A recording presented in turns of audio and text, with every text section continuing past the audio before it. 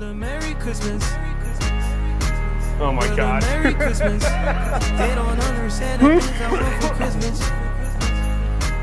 Brother, Merry Christmas. They don't understand the things I want for Christmas.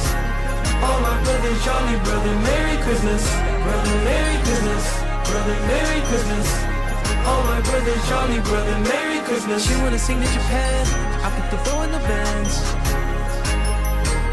Brother, Merry Christmas. She was done for the kids. She got the drawer in her hands. Brother, Merry Christmas. Brother, Merry Christmas. Brother, Merry Christmas. All my brothers, Charlie, brother, Merry Christmas. God bless us, everyone. Oh my God. Welcome. It's the season. It's the season. This is the dumbest It is. world. Someone's not in this. I think we got ourselves a Grinch on our hands. I don't know. Yeah, I'm a real Grinch, yeah. Someone doesn't. Someone's cranky over here. Someone's a Christmas cranker. It's a song that's a parody song about the ultimate Grinch.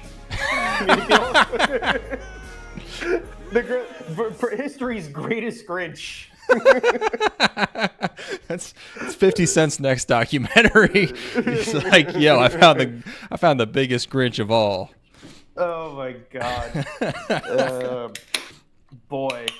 I missed your funny tweets. I'm sorry. I want to go back and give your funny tweets a little bit of just a little bit. What of have I notoriety been doing? Have I been cooking anything? I don't know Well, if I've had first any. of all, there was one that I was wondering about, which was was I identified as being Japanese, which was concerning to me because I didn't want people to know. Oh, dude, I was so pissed. Luckily, it ended up not mattering. Luckily for me, I mean, because so when Twitter rolled out probably the funniest feature of any website of all time, which is where it says where you are, what country you're in.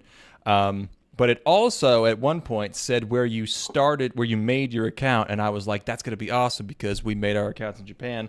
I don't know if I was on a VPN or what the fuck, but mine said US, and you got the Japan, which I was so jelly. I was pissed about I can't get rid of this account now because it is so funny. Well, they got rid of it. Now it just says where you're based. So lame. now it just says US. It doesn't say where you started the account. You can't just give me both because it's like, yeah. I mean, but the thing is, it's recorded in perpetuity. I have the image; it proves that I am Japanese. So, yes, we have the screenshot of text that proves it.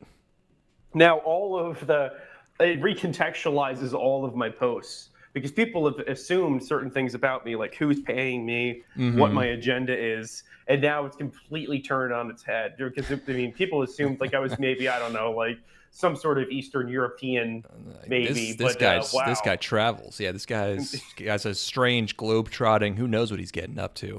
Is he CIA? I mean, to be fair, that profile womanizer? picture is me. That is me. I am that person in the image. I don't know why people. You're basically people this assume guy. it's a joke. Yeah, People assume it's a joke, but that is who I am. Literally, I'm not even spiritually. That's me. It's a good photo of me. I look like that because I am that person. Yeah, you're that guy. You're that dude. But anyway, the great feature. I wanted to give a shout out to one more tweet. Apparently I didn't get notifications for these. Oh, the Romeo and Juliet poster one's very funny. I was laughing. Yeah, I was in the grocery store. I saw this girl, and I saw that the back of her hoodie said like it was for a plumbing business or no, it was like a gutter cleaner business. And then like she walks up to this guy who like puts his arm around her, and he had also a hoodie that had a different gutter cleaning business on the back. And I was like, oh my God, they're star-crossed lovers. Beautiful. I mean, it's a tale as old as time. It never ages. Yeah, I just wanted you to see all the pictures. I at one point I had a thread of all the frogs I saw this year, and I posted pictures of all of them. Well, let me get you to look at that. Put them up on the stream. Put them up on the stream if you got them still. I gotta find. Yeah. Here we go. Frogs I saw this year. Yeah. Right here. So we got this tiny little fella on my fence. Can I zoom in on these? I'm sorry. He's dying. Oh, he's just a little nugget. Yeah, there's a lot of these just tiny guys, and during the day when it was hot, they would just kind of like turn themselves into like minimum surface area little beans on a random surface. So there's and then I got a little close up of him sitting right there. Oh my God, he's perfect. Isn't he Look great? at that color blend. He's perfect. Yeah, He's wow, ideally suited to his environment. All right. Absolutely. Here's a bigger version of him on also the similar on the fence on the opposite side. Mega frog. Yeah. So, yeah, they'll just be like this all day. You just gotta find them. It's like a little scavenger hunt. Baby. Yeah. And then I love frogs and toads so much. I've always had an affinity for them. Yeah, I really like I like the frogs. I like living in a place that has frogs now because toads you only see when there's one in their garage. There's one in the garage now. I have to not have to get it out so I don't run it over. Or you're digging a hole and suddenly there's a fucking a softball sized toad and you're like, oh, I hope I didn't hurt this toad. Yeah. The frogs generally keep themselves in less danger. That guy's chilling on my grill. They also seem so exotic for the environment that you live in. Because honestly, in terms of fauna, where we grew up is one of the lamest areas, maybe of the world. It's very normal. I mean, you trade excitement for safety generally when it comes to nature and animals, fauna. The coolest things we have are we have the huge moths, which are sick. And then we got huge moths. We got huge slugs. I have giant tiger slugs, which aren't really. I can do cool. without those. Yeah. Have you seen I saw it again the other day. Have you seen the video of the guy? I guess he knows the guy who works at this convenience store or gas station, and he's opening the front door of the gas station. He's like, "Hey, Josh, check out this giant moth I found," and he lets it go in the store. And the guy's like, "Come on, man!" He's it's just this huge fucking moth is just in the store. They'll be the size of your hand. It's amazing. There's some big ass moths. I've taken pictures of them. There's a giant moth on my garage door, and I was like, man. And you take a picture, it's impossible to tell how big this moth I got one of them one time where I had my hand up next to it for scale, and that was the best I ever got. Yeah. I just had to start putting and also because I have for a man of my height, I have small hands. It makes everything look a lot more impressive, which is good. Right, true. When you're DMing people, because if you're like, oh, here's my hand for scale, it makes your dick look way bigger than it actually is. That's true. Yeah, you put your thumb up against it, they're like, holy shit, that thing's got to be. Wait, wouldn't small hands be better? Wait. Didn't I say I have small hands I have small hands for the size of my body. Oh, okay. I wasn't paying attention. My hands are small. Understandable. I'm used to that. Oh, can you see him? Where is he? Hold on. Oh, let me I spy this. Hold on. I'm not overlaid on top of him right now, am I? What do you mean over? What do you mean? Oh, I do see him. He's tucked in the very center of the image. Yeah. Oh. He's right. He was on top of the bell pepper. He was keeping guard. Oh, baby. Look at him. That's fantastic. You else? live in Ooh, how about here? Is he on top of the bell pepper again? He is. It's a different one, but yeah. He's even a better color. This one's a better color for this bell pepper. This one's a bit ripe, and he's a bit of a grayer color. He's not as green. It's so funny how you live in a beautiful sort of forest wonderland that is no girls allowed, because these are all things that would gross out 5-year-old girls. And this is all things that it's like slugs and frogs and moths and things that little girls don't want to see. Yeah, it's swamp core. Yeah, it's really well. It's a tomboy only zone because they're like that's true. Because 8-year-old tomboys love collecting weird shit and then showing it to you in a bucket. The girl who lived across the street from me would get snakes or and shit and just ring our doorbell and be like, hey, check this out. It's all right, Katie. I know this girl? No. He just lived on my street. This guy was on my windowsill. Hell yeah, dude. You got a lot of frogs. Oh yeah. Oh, I like his texture a lot.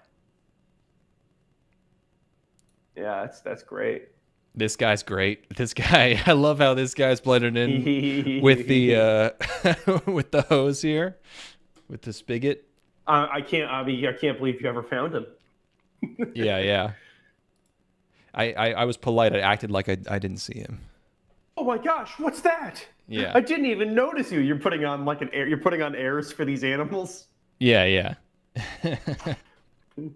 When do you think they know that you know? They're probably just hoping really hard that you don't know, Maybe. even when I'm staring straight at them. Like you're putting your phone up to them, taking a photo of them. Yeah. It's like, no, they don't know what that is. They're just little boys. There's two on this window, like they're gargoyles, and then they have their little sun in the center. Oh, You see? Jesus Christ! How long did you collect these over? Oh, hi. Over like a year. So yeah, this is the one that's a dangerous one to be in. This is the one that used to live in on top of my sliding glass door, like in the track where the door slides. And he was always fine. He never got injured. I don't know how he did it, but I would wake up in the morning and he would be croaking, and it was like the noise was inside the house. I always thought it was like my fridge making a weird noise, but no, it was like him. It was him. It's a guy that likes to tempt fate. He's a thrill seeker. The way his arm looks in this is so funny. Anyways, yeah, those are my frogs. That's great. Thank you for looking at my frogs. It was my pleasure, I assure you. So, boy, well, this was supposed to happen 10 days ago, basically, or whatever. I don't. You got a little sick, yeah. Oh boy, I'm not a little sick. Oh, you got real sick. So I was actually thinking about this because last week I pushed this back. We were going to try to do Friday, and I pushed this back because I'm like my voice is starting to go a little bit. I've got a cold, whatever.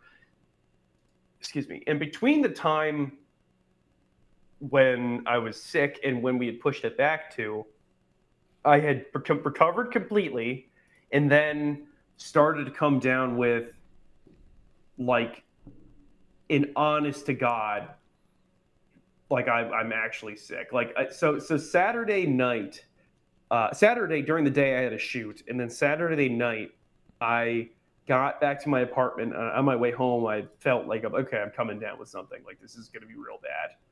And that night I had the kind of fever that you see in like like adaptations of books about like the 1800s and 1700s. Like this is like I had an old world kind of fever where like I needed like a towel on my head to lower my temperature. You needed like bloodletting. I was thinking about it. I considered it. I would the entire night, every 15 minutes, I would go from I am so hot that I'm sweating through my sheets to I'm so cold that I'm shivering and my teeth are chattering. Yeah. And at one point, I wish I had taken my temperature, which is not something that you do as an adult man. Adult men, if left to their own devices, won't take their own temperature.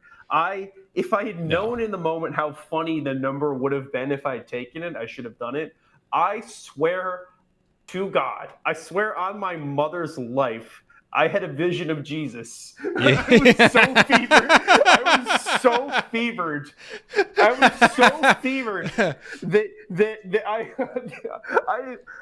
was like in between sleep states. I was like in between being awake and asleep, and like I had so much NyQuil in me that I closed my eyes and my vision was a pure blinding light, and I saw the silhouette of a man with long hair and a beard. He's just standing next to your bed, and he's like, "Dude, you look fucked up." Like, I woke myself by saying aloud, "Show me the way, Jesus."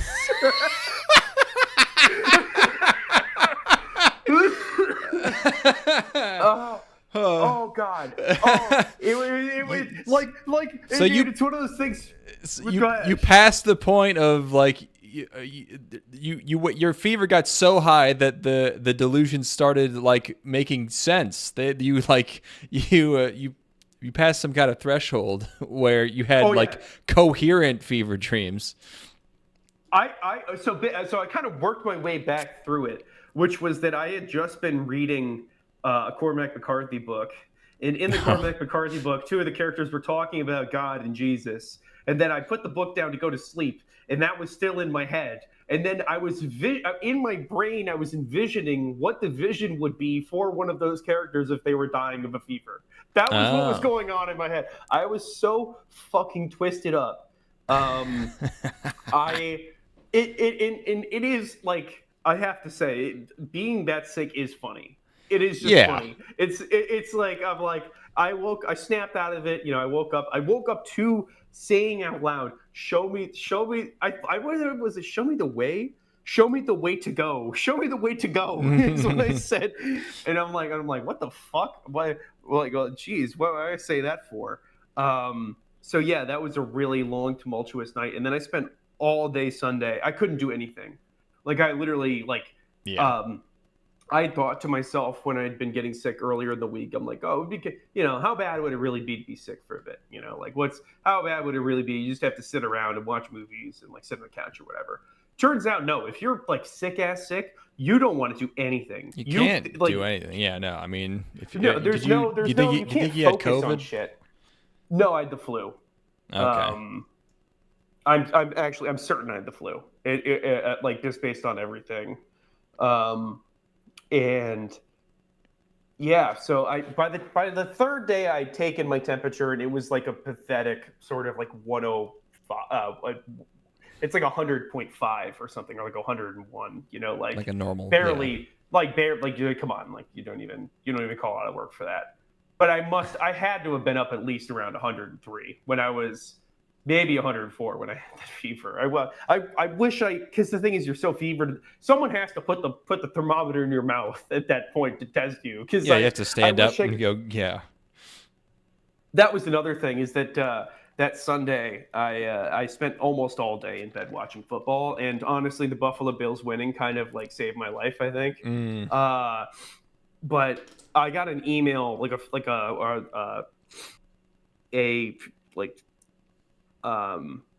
very worried email with somebody fucked up and needed my help with something, and that required me getting out of bed. And between the time of receiving that email that was extremely urgent and getting over to my computer to do the thing, it was an hour. It took me an hour to get out of bed to go do the thing I had to do. Yeah. It was It was hilarious. Being sick is funny as shit. Yeah, the confusion and the fever dreams, even when it's happening, it sucks. But you can tell this is gonna be funny in retrospect. When I had COVID really bad, I remember sitting in bed, and a thought I had for a brief moment was I remembered that my car was outside, and I thought I had to bring it inside to protect it from the rain. And I was thinking about where the fuck is my car right now? It needs to be inside. And I was like, wait a second, cars go outside. And I was just writhing around in my bed I forgot where cars go.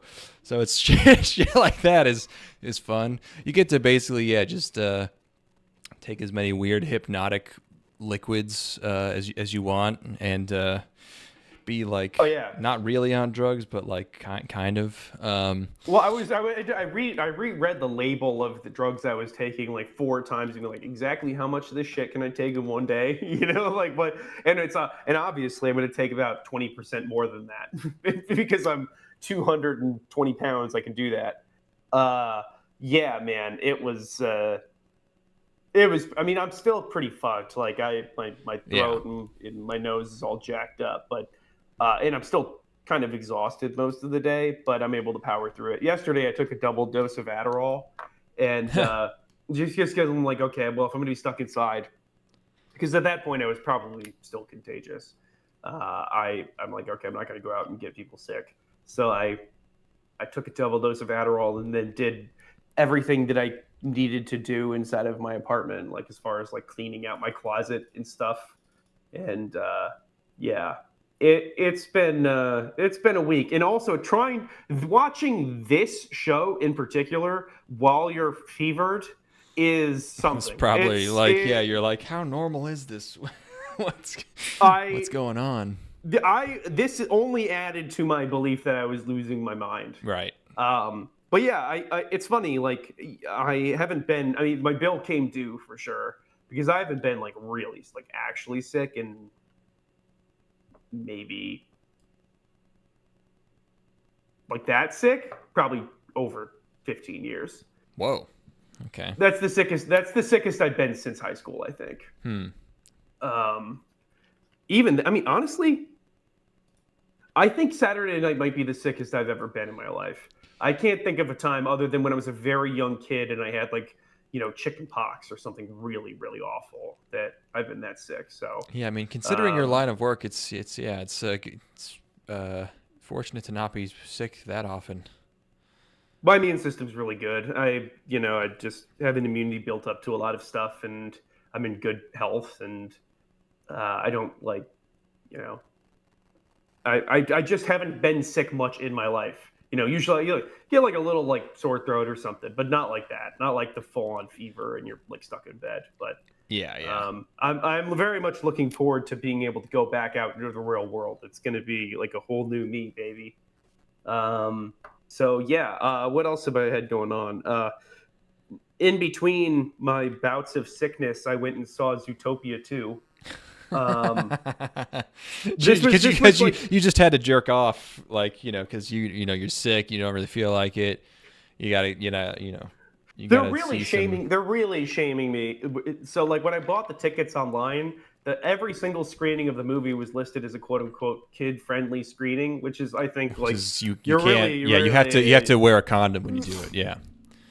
Yeah, of course. Or blindfold. Keep it quiet. Yeah. You stifle your ecstasy. It's superb. Zootopia 2 is you're liking Zootopia 2. Okay. That's good. It's an excellent movie. That's no zero irony. Zero irony. That movie rules. Loved it. It is every fucking wide shot, every establishing sequence in that movie is loaded with so much care in detail. With so much erotic it's loaded energy. It's loaded with so much cum. Yeah. It's loaded with so many references to the abortion comic that I learned about over the last week. Oh yeah, I did not know. That's I did not know anything about. I did not know anything about this. Oh, I can't believe I've really. I can't believe I never. I don't know why I would have introduced you to that, but man, that's a fucking classic. That's such a good one. We live in a sick world.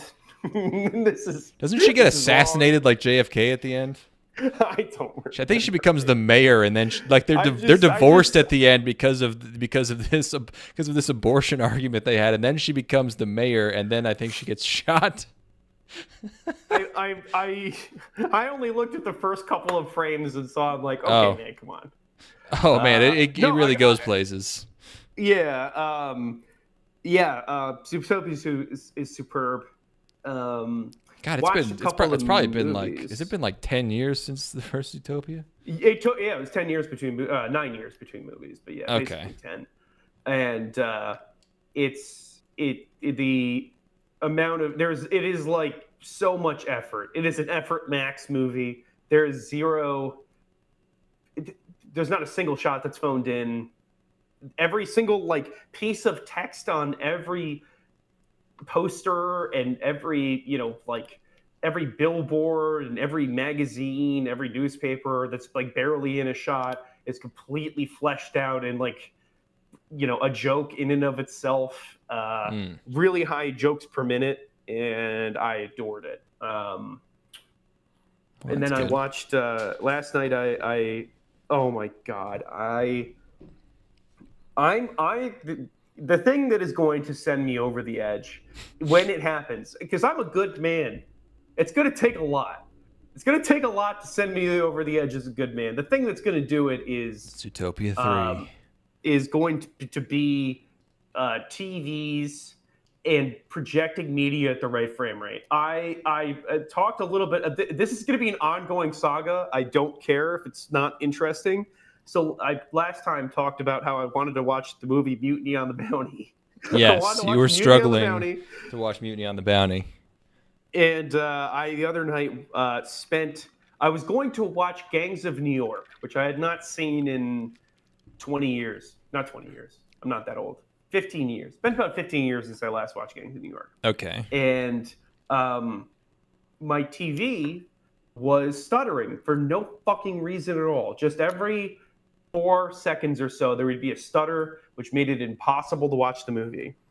And I did everything. And Windows, I'm not going to go into fucking too much detail about it, but I spent a fucking hour trying to figure out what was going on. I looked through every forum post. Every single forum post is like, "What? Well, share your GPU, your CPU, your TV, the HDMI brand." Like, like useless. It's all useless. Yeah. It's a bunch of people who have the same problem, and there is no solution basically because there's so many moving parts. I mean, you just got to do Plex. You just got to have a Plex server. That I am going to just buy a streaming stick and slam it into my TV and not think about it anymore. Yeah. But you don't need a stick for Plex. It's just like you're on the same Wi-Fi network. You can just stream it. Well, I'm saying I'm not going to use the TV, smart TV features. I'm going to do like a discrete piece of hardware just because I hate smart TV features. They feel always terrible and slow. But I ended up getting figured out within reason for that one movie. And it's like every movie I have to do something different to get it to work. But for that one movie, I got it to work. And I ended up watching 3 Days of the Condor. I don't know if you've heard of this movie. I don't think I have. It's a Robert Redford movie from 1975. It's a spy movie. He's like a pencil pusher who working for the FBI in New York City. And his office, he goes out to lunch, and while he's out to lunch, his office gets shot up. And then he comes back to the office, and he's like, "Oh, fuck. Everyone's dead." Whoa. And then goes on the run because he's like, "Well, who's trying to kill me?" And he's paranoid. And so this movie is awesome. It's it's like the most incredible 70s production. Everything's raw as hell and shot in real locations and shot on. It's perfectly lit and photographed, and Robert Redford is awesome in it. But it has this totally insane romantic subplot in it where he abducts this woman because he needs a car, basically, because he's like, "I got to get the fuck out of here. My office just got shut up." So he abducts this, like the first woman he sees on the street. He holds her up with a gun and has her get in a car with him. Like, he's like, "Okay, I have a gun against your back. Get in your car, drive, take me back to your apartment." And he basically explains the situation to her, and then there's like, maybe 15 minutes of scenes that happen in her apartment where she's like, "Is this guy insane? Is he lying to me? Is all of this true?" And within the span of 4 hours, this woman goes from having a gun against her back from a crazy man to she fucks him, and like, real? Like she cheats on her long-term boyfriend with him to be like who she's supposed to be going on a ski trip with. She's like supposed to be meeting her boyfriend on a ski trip up north, and betrays him to fuck Robert Redford. The man who's kidnapped her. That's the realest shit I've ever heard in my life. The man who's kidnapped her. It's insane. It is insane that anybody would write this. That's the sanest thing I've ever heard. I really have to. Whoever writes this is a lunatic. It's like, because also for what it's worth, Robert Redford shouldn't fuck her. It's like, it's crazy. It really does kind of, yeah. If you have to explain it to anyone later, if he has to explain the situation to like some kind of authority later, like it's gonna really put a wrench in things. It's gonna kind of call into question his credibility if he's like, "Well, then we had sex with each other because it was just, it felt right." Well, like you know how like Gen Z is crazy obsessed with like age gaps and stuff, and they'll be like, you like a 30-year-old can't date a 26-year-old because there's like a power disparity or whatever, like that. Like, I mean, it's like a 23-year-old can't date a 19-year-old for real. Like they'll go nuts defending that. Yeah, Like, right. This is the person who held a gun to someone and then fucked them. That's a power disparity. That is. It's like basically, if somebody holds a gun up to you, nobody's allowed to fuck you for a week. I think that's the rule.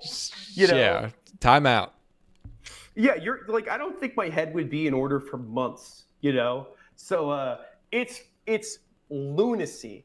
The rest of the movie is incredible. Like, Max von Sydow's in the Sydow. I like Sydow. Max von Sydow's in the movie as a really memorable, awesome villain. It's fascinating. Looks amazing. Music is great. It has the dumbest font ever in the opening credit sequence. Cool movie. I keep looking at this poster and thinking it says 3 Days of Connor. Like, 2 days is enough, thank you. Also, I love the tagline, which is just the most basic for a spy movie. Be careful who you trust. All right, thanks. You can just look through like screenshots of this movie in like, honestly, I could print out 200 screenshots and show them to you, and you could flip through them. Looks and be nice like, as hell. No, not even that. You'd be like, this is compelling as fuck. Oh, yeah. You could just tell, like, the entire. You don't even need to hear dialogue to know what's happening in the movie. It's right. So sick movie, just totally baffling, and it's got the worst sex scene in it, where like she's it goes to this really hard stylistic contrast where like they're both backlit and they're in deep shadow, and then it cuts. She's a photographer who's like a fine art photographer, so it cuts to her shitty black and white photos of like park benches and stuff, and like it zooms in on them, and then it'll cut back to them having sex, and it'll cut into an image of a train track, and then it'll cut back to them having sex. It's really this sounds right up my alley. It's like the opening of Lucy when it's like it keeps cutting to like African animals on the plains, like animals. Very, very, very poorly conceived sex scene in romance, but sick movie. So 3 Days of the Condor. Have I watched anything else in that time? What about you? You watched anything recently? I was hanging out with Steven, and it's very funny. I was thinking like, for a while now, because I always make references to Ace Ventura, and he's always like, I haven't seen that. I don't understand all the references you make. So I was thinking like, I got to get Steven to watch Ace Ventura, and I had not told him.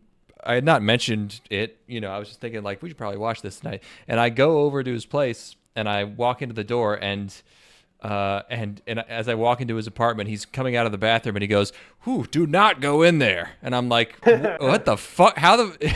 So I was like, "All right, we're watching Ace Ventura." So we watched Ace Ventura, and then we got to that part, and he was like, "Hey, I did that today. What the fuck?" And I was like, "Yeah, dude. I don't." It influences you in ways you could never imagine. But Ace Ventura is, obviously, it's the best. Holds up. I mean, it's pretty funny. It's got parts. I don't know. It's of its time. It's just he's just trying so hard to be silly the whole time. I don't know. It's great. I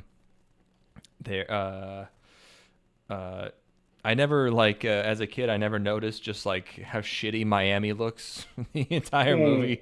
Like it's just everything around him is so gross. Laces out, Dan. Laces out. Yeah, now he understands all of the Einhorn is Finkel, Finkel is Einhorn. Did I talk about Rounders on the last episode? I don't think so. Rounders, poker movie. Did I talk about this? No, you talked about 21, but are you sure I didn't talk about Rounders? Okay, maybe I didn't. Rounders. I watched a couple of other movies then, I guess. Or maybe you Rounders did, and what you said wasn't interesting. I don't know. That's not likely. Rounders, poker movie, 1998. Matt Damon, Edward Norton. This is. It's. I bet it's really good if no one remembers a movie with those two in it, and I've never heard of it. It's pretty good, Okay. actually. People do remember this movie, also, for what it's worth. It's okay. So Matt Damon plays he's a law student who's trying to become a lawyer in New York City who has a gambling problem. He at the very beginning of the movie loses his entire college fund and then some on a hand of poker. He loses 30 grand. Hard cut to like a year later, he's given up gambling. His girlfriend's convinced him to do it, and his buddy gets out of prison. His buddy is his poker buddy. They go on a bender of playing high stakes poker all across New York, like going up even into northern New York. And he gets sucked back into the lifestyle. It breaks apart his relationship. They reach rock bottom. It all comes down to him having to borrow money to win it all back and dig himself out of a hole.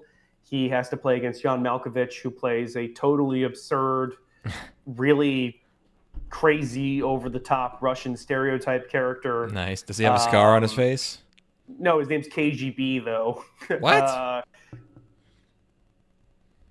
His name's KGB. All right. Okay. That's the name. That's his nickname. It's his poker name is KGB. And well, that makes more sense. Yeah. So it's Matt Damon at the height of his powers as far as being a leading man. Matt Damon was probably just the best, like 20-something leading man for a stretch of about 6 or 7 years. Yeah. And this is in that window. You can drop him into anything. He's instantaneously likable. He's almost like Tom Hanks-like in that way, where how you put Tom Hanks in a movie and you're immediately like just engrossed in him and you buy him instantly. That's the same thing. That's what Matt Damon had going on at this point. Is you can put him in anything and he is instantaneously believable and likable. And Edward Norton is playing a character in the movie. He's playing a dirtbag. And I say a character. He's playing a dirtbag hustler type, and he's amazing in the role. Whole movie's very good. Recommend. It's not a masterpiece, but it's still very fun to watch, and it's of its era and enjoyable. I also watched, in honor of a personal friend of mine. This is not funny, but Rob Reiner got fucking killed. And he was killed by his crazy junkie son. I watched The Princess Bride in honor of Rob, and I get to say Rob forever because I met him. So yeah, you were on a first name basis. It's true. Yeah, I get to call him Rob, and forever I will call him Rob. Mm-hmm. He would want me to do so. My friend Rob.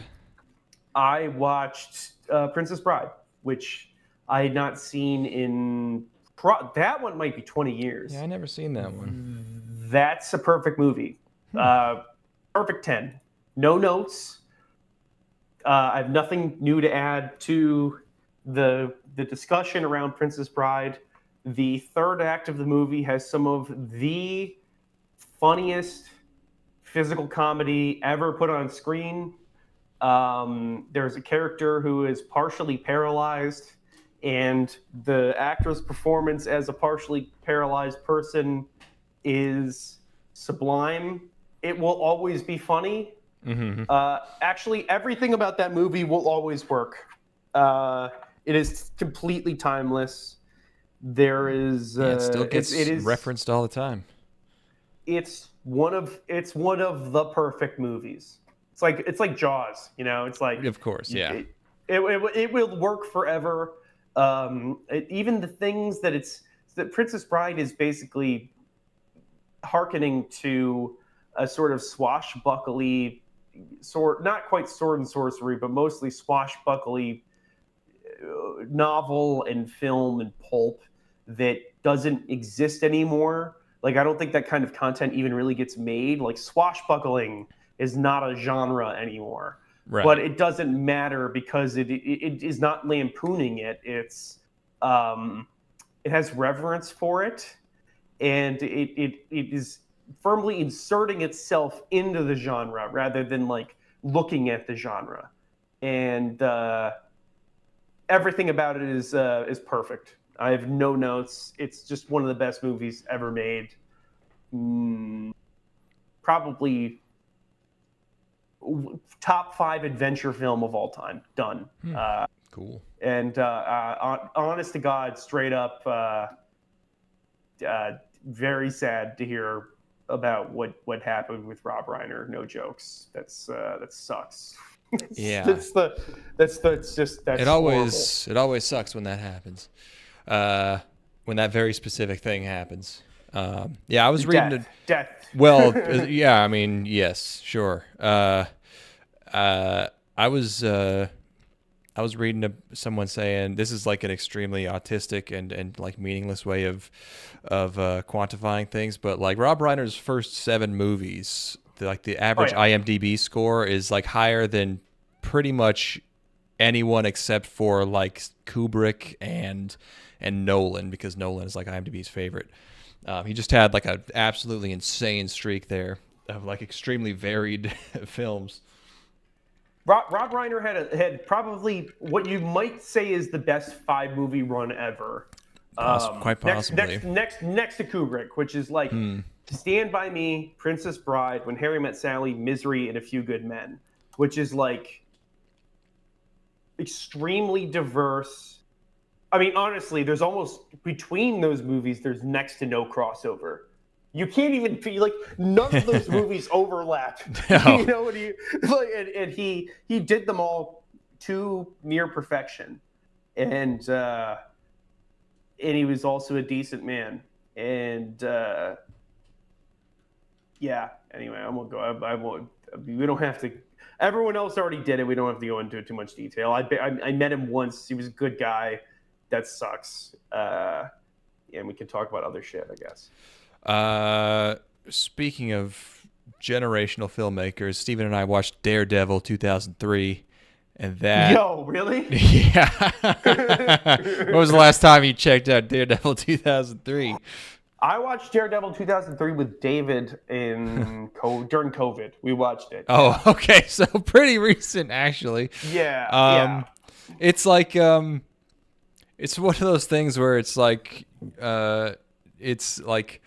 you know, the worst movie of the 2000s is still like kind of passable, like just because it's kind of funny. Like Colin Farrell is being the most ridiculous man of all time. Colin Farrell is hard carrying. He is. He's just awesome. Everything he says is so absurd. Just Well, it's all of his actions too. Like I remember there's a shot of him going up an escalator that's hilarious. Like he's on a plane at one point and kills somebody with like a peanut or whatever. He's great. It's amazing. Yeah, I mean, I barely even remember. It's just he's so over the top. Like he's so cocky and loving it and being a psycho the whole time. And Michael Clark Duncan is always just has his cane in this high rise somewhere. I think most people remember it for like the really, really terrible scene with them on the seesaw and they're doing like flirty action on in the playground. Him and Elektra. I forgot Elektra dies in this movie, and then they made the Elektra movie later. Jon Favreau's in it the whole time, just being a guy. I don't know. That wasn't really. That's kind of. I didn't have much to say about that one. Did you like it? I didn't hate it. I don't know. It was like watchable in a stupid way. Yeah, I mean, it's one of those roles where I think Ben Affleck has a really high variance.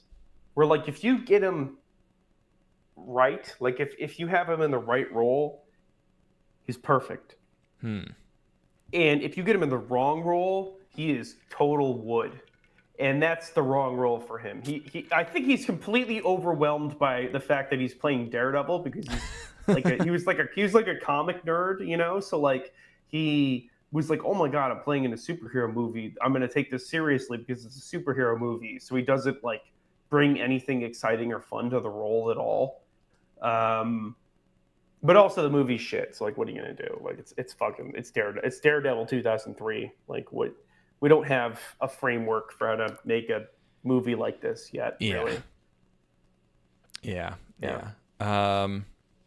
Yeah, the only other thing that I had going on with me is that I feel like I have been poisoned because I made a delicious soup, but every time I eat even a little of it, I am overcome with such an intense sleepiness that it genuinely feels like I have been drugged. Like What is the soup? It's I made it a bunch of times before. It's just like, it's a very basic soup. It's like Italian sausage, and then I tossed some diced potatoes in there, and then it's got like Oh, you're fucked. it's got like cream and Parmesan You're done. cheese. You put all the sleepy elements in one thing. I've It's made all this the sleepy before. stuff. Like, it's like so strong. I cannot like. It's not a joke. I can't hold my head up. Like, I've been falling asleep at my desk. I can't do anything. I've been trying to. I had so much time to watch the show. Every time I try to watch it, I'm like, oh, I eat dinner first. I eat a small reasonable bowl of the soup, and I'm fucking. It's like I've taken an entire bar of Xanax. Like, I can't even stand up. It's insane. It's like a serious problem. I mean, it is just all the sleepy ingredients is the thing. Like, I know that you've made it before. It's also, I'm sure it's cold as shit. It has been cold as shit there for a while. Man, Yeah. I'm just looking I'm looking at the Photoshop job on this poster right now. This is so funny. When these I think those are their hands. Yeah.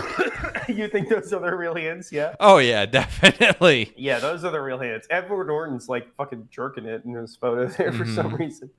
Are we cross Ange right now? Are we about to cross Ange? Yeah, we can do a little cross Ange if you so desire. I might go hit that pee closet real quick. Okay, he's gonna go to the pee closet, everybody. Yeah, I gotta go. Oops, excuse me, everybody. I gotta make sure I have my. I only have a few clips from the Cross Ange dub. Yeah, the soup is so good, but I eat it and it's just what was I eating before? I've gotten some good. I have a whole freezer full of meat at this point. I got the grocery store around Thanksgiving time. It has cheap turkeys, so I got like a 20-pound turkey for like $11. That's great. And then the other day I realized they also have they have a whole hams that are like a deal if you get over a certain amount. I got an 8.5-pound ham, $12. So I got that in the freezer. I also picked up a giant pack of Italian sausage to make this soup. I only used a little over half of it, so I have the rest in the freezer. I can like probably last like a solid month if I didn't even go to the grocery store. I could probably just stay here. But if I didn't go to the grocery store, the problem is I wouldn't have any stories for the podcast because I don't go anywhere. So there's nothing really going on. I'm hearing the wind gusting outside. It's getting pretty serious. Yeah, it was actually warm today. I almost checked on my beehive, but I was too busy watching 8 episodes of Cross Ange, so I couldn't. I didn't have time to go. I was gonna go see if I could go feed him, or if I should go feed him, because it was warm enough for them to actually take. Like, if I could give him some syrup or something. Let's get back to the Cross Ange screenshots. Right here. Is he back? I'm back, baby. I took so many Cross Ange screenshots that I'm honestly just going to put my image viewer on a slideshow, which I've never done before. And I'm just going to put, I think 20 seconds is probably good. You're just going to get a new one every 20 seconds. If it's not what we're talking about, fuck it. I can't be asked to. So you have 400 of them. Every 20 seconds would be. I think it's like 2.5 hours they would give us. That's, I don't know if I hope we don't go that long. Want to do 15? We can do 15. How about 10? Okay, a nice 10-second slideshow. Yeah. Yes, we were like, we were like, let's, we've been watching a lot. We're doing a lot of seasonals. We've been doing a lot of movies. Not really a lot, but let's really commit to something and let's watch a 2-core show. There are quite literally thousands of, well, I guess of critically acclaimed stuff, there would be hundreds of amazing things that we could have I mean, two core selected shows, from. I mean, before we die, I can think of at least 100 I'd want to watch. Yeah. Right? Like, that's not a joke. Like, there are serious pieces of like There's genuine, so many. honest to God works of art. Yeah. That I would benefit from consuming. Like, my life might be palpably improved by watching these. And we chose this because the first 2 episodes were funny, which is my fault. So let's get into it. Is that why? I thought we kind of chose it because it was supposed to be very stupid and it kind of looks like Code Geass. That was the reason we chose it, and the reason we continued was that I thought. Oh, you watched. I might have pushed us into this because I watched a couple and you were into it. I'd started it and I pushed it onto you because the girl gets raped. That's okay. That's basically because I'm like, this is crazy, and then I didn't consider the fact that this was 25 episodes long, 22 minutes apiece. This is 8 hours of our lives here. Yeah. This is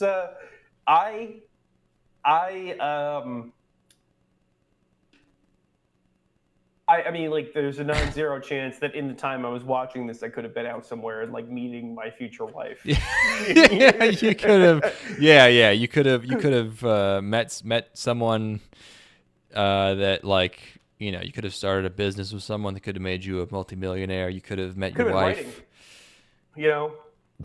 Yeah, you could have written the great American novel. Or at least started something, or like, you know, going out and taking some photographs, or like, you know. Yeah. But instead, I watched something that is largely forgotten and almost entirely devoid of real artistic merit. So let's get into it. Yeah, this is an anime original from 2014, 11 long years ago, and it's by Sunrise, the same studio that brings you Gundam and used to bring you Code Geass. It is now... Sorry, Chode Geass. I'm sorry. I forgot. I'm so sorry. I apologize sincerely. Oh, my God. Now you're a real fan. And, you know, you'd think this era of Sunrise, and with the way it looks, like, we were expecting a lot of. There's almost no Code Geass like pedigree shared. I was looking through the staff, like somehow they managed to avoid all of the people who made Code Geass. It's like this director's different. The director is Ashino Yoshinaru, the director of Magical Girls Squad Arusu, aka Tweeny Witches. You know, even I feel like the character design looks even more Code Geass-y as the show goes on, but it's not. It's a different person.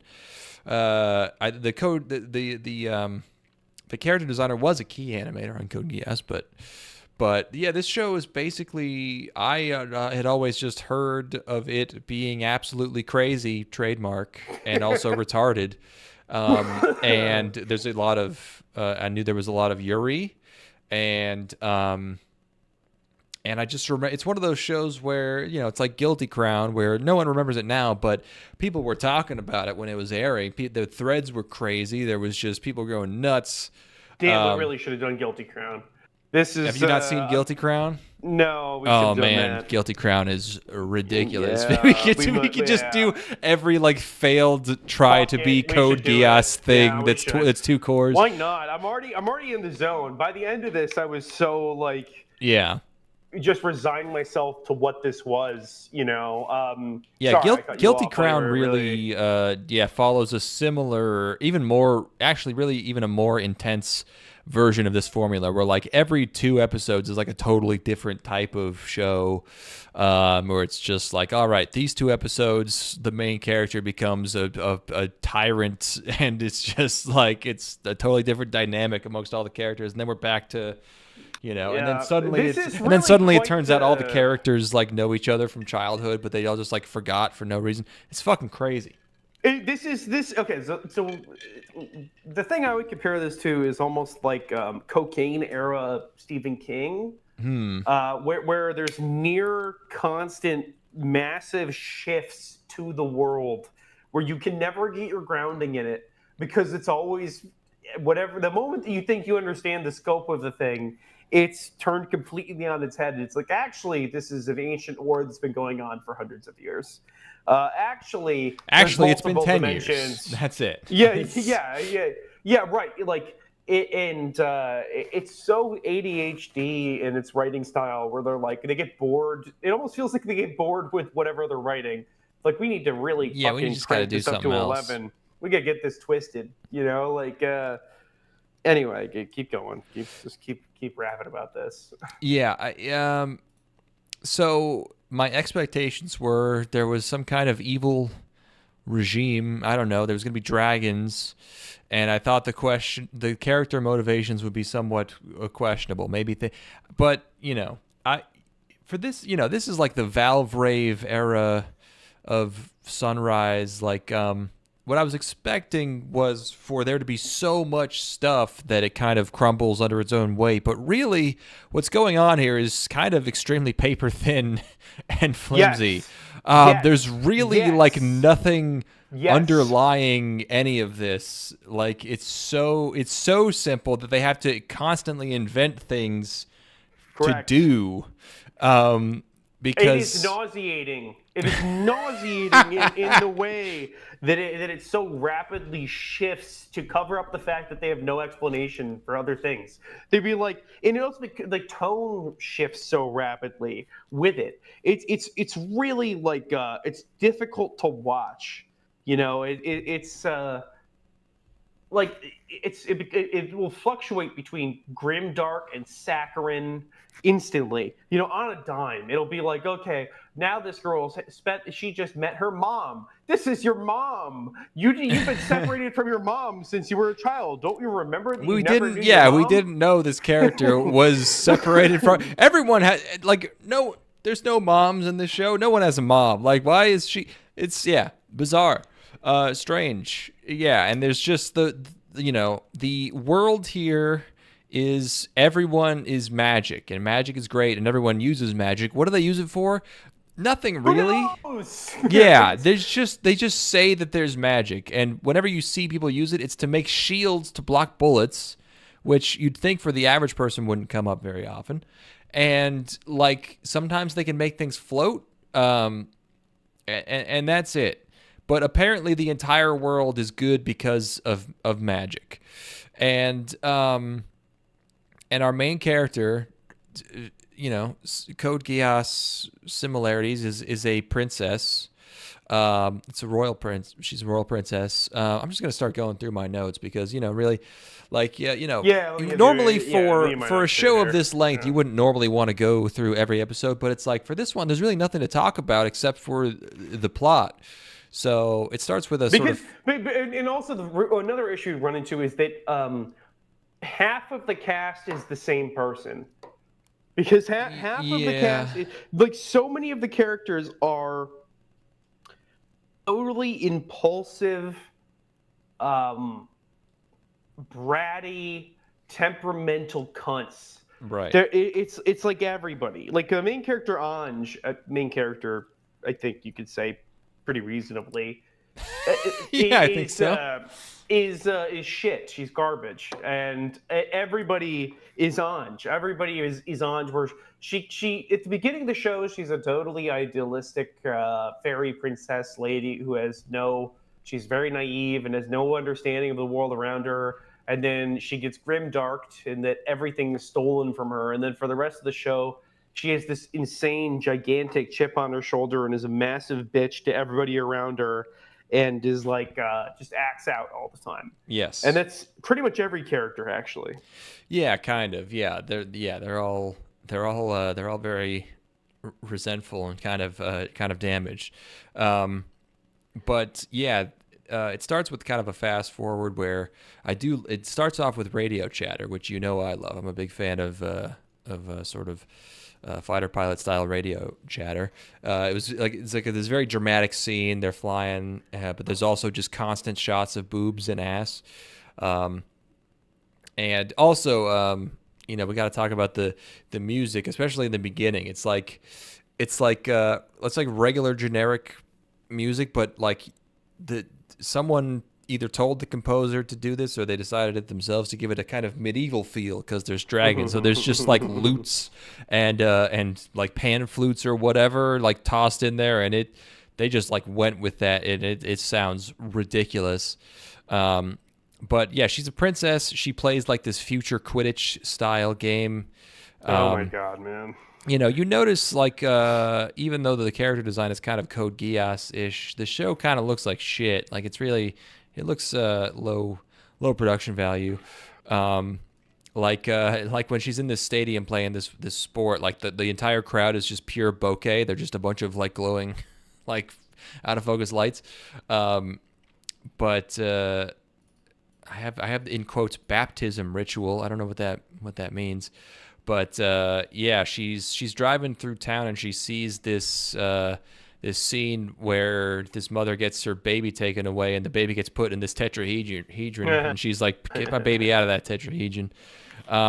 And it's like it's like anime racism where everyone is like so hardcore about it, where it's like impossible to take seriously. Where they're just like, "Your baby's a piece of shit. We hate your baby," and you're like, all right, okay. Like these people, like if you just line them up, are completely indistinguishable from one another. Where it's like, it's not even like, okay, like it's probably in poor taste to do this, but you give them a slightly different skin color or whatever, which is what happens in Fullmetal Alchemist, is that they have like a little, there's a different country. There are different countries and there's racism between the countries, right? Yeah. In this, it's just like magic users are garbage, and the magic users look the same as everybody else. And if you saw them on the street, you have no idea, Yeah. So like, it's from the jump, ludicrous, just off the bat. Yeah, it's yeah. There's no believability to that. I saw her in this, and I was like, boy, that nightwear is crazy. I didn't know how crazy the outfits in this show were going to get. So I was like, oh, you can see your panties. That's funny. But yeah, the cops are just like hitting this lady on the head with a baton for having an evil baby who can't do magic. So they just physically remove. They don't even have like a birthmark or anything. No, there's nothing. Like, and this is you have to do something like, oh my god, the Norma, they have a birthmark on their ass, and that's why we hate them. Yeah, it's like, oh my god, it's a Norma, they're a threat to our race, like if you're doing like the X-Men thing where it's like, a lot of the X-Men walk through the world, you wouldn't be able to identify them. Yeah. Also, you'd think that people who could use magic would be the more feared, the more scary, type of person. They could have just reversed it. But anyway, it would have been so easy to just do the opposite. This is some of the worst world building. I mean, like, it's the worst world building ever. And what's even dumber is that there's actually an explanation for all of this later, which is like, you could have just had a non-retarded world that had a normal explanation, but they actually explain why this is so stupid, and it doesn't help. Like, it doesn't make it not stupid. It's just an explanation for why it's stupid. The world is stupid because of this, and it's like, well, that's still really dumb. Oh god, this is like, this is straight up like Bork levels of like, this is so inside of a joke, but yes, we're like approaching like, the student sort film. of, not even it's sub student film. It's like we're talking like you're dealing with somebody who's never read a story before. Who's trying to make a story. It's crazy. Yeah. So Norma, 25 episodes. This is the first one. So Norma can't use magic. That's important. So and then it turns out, oh my gosh, our main character is a Norma. She is then immediately captured. Her mom is killed. That's not given very much fanfare, but her mom is killed in front of her. And then she's taken to Doesn't come up a jail. lot. No, she's taken to jail on an island, with like a medieval prison where there's like constant thunder and lightning outside, and she's just immediately getting kicked, and then she's promptly raped by the women. The woman there, this type of thing. I get that, like, in this type of show you have to have your main character like fall from grace in the first episode, but it really, like, I don't want to be some kind of sissy here, but not a huge fan of raping your protagonist in the first episode. I don't know, even if it's just digitally. It's a bit much. Seems in poor taste. It's just we've really gone to a trashy place here. I know I'm being the friend who's too woke, but it's just like, God damn, this is the first episode. Anyways, in episode 2 we learn. And here's the thing: it's like really we don't get back here. That's just the breaking in. Bad shit happens to her throughout the show, but like these characters are in the rest of the show, and we never talk about the fact that she gets raped here. Like, it just is. It's basically left behind, which is like, I mean, just again, like I get what you're saying. It's like I don't want to be the friend that's too woke, but like you just as a person who consumes art. You're like, this is wrong. This is the wrong. There's got to be another way to do this. This is just incorrect. Like this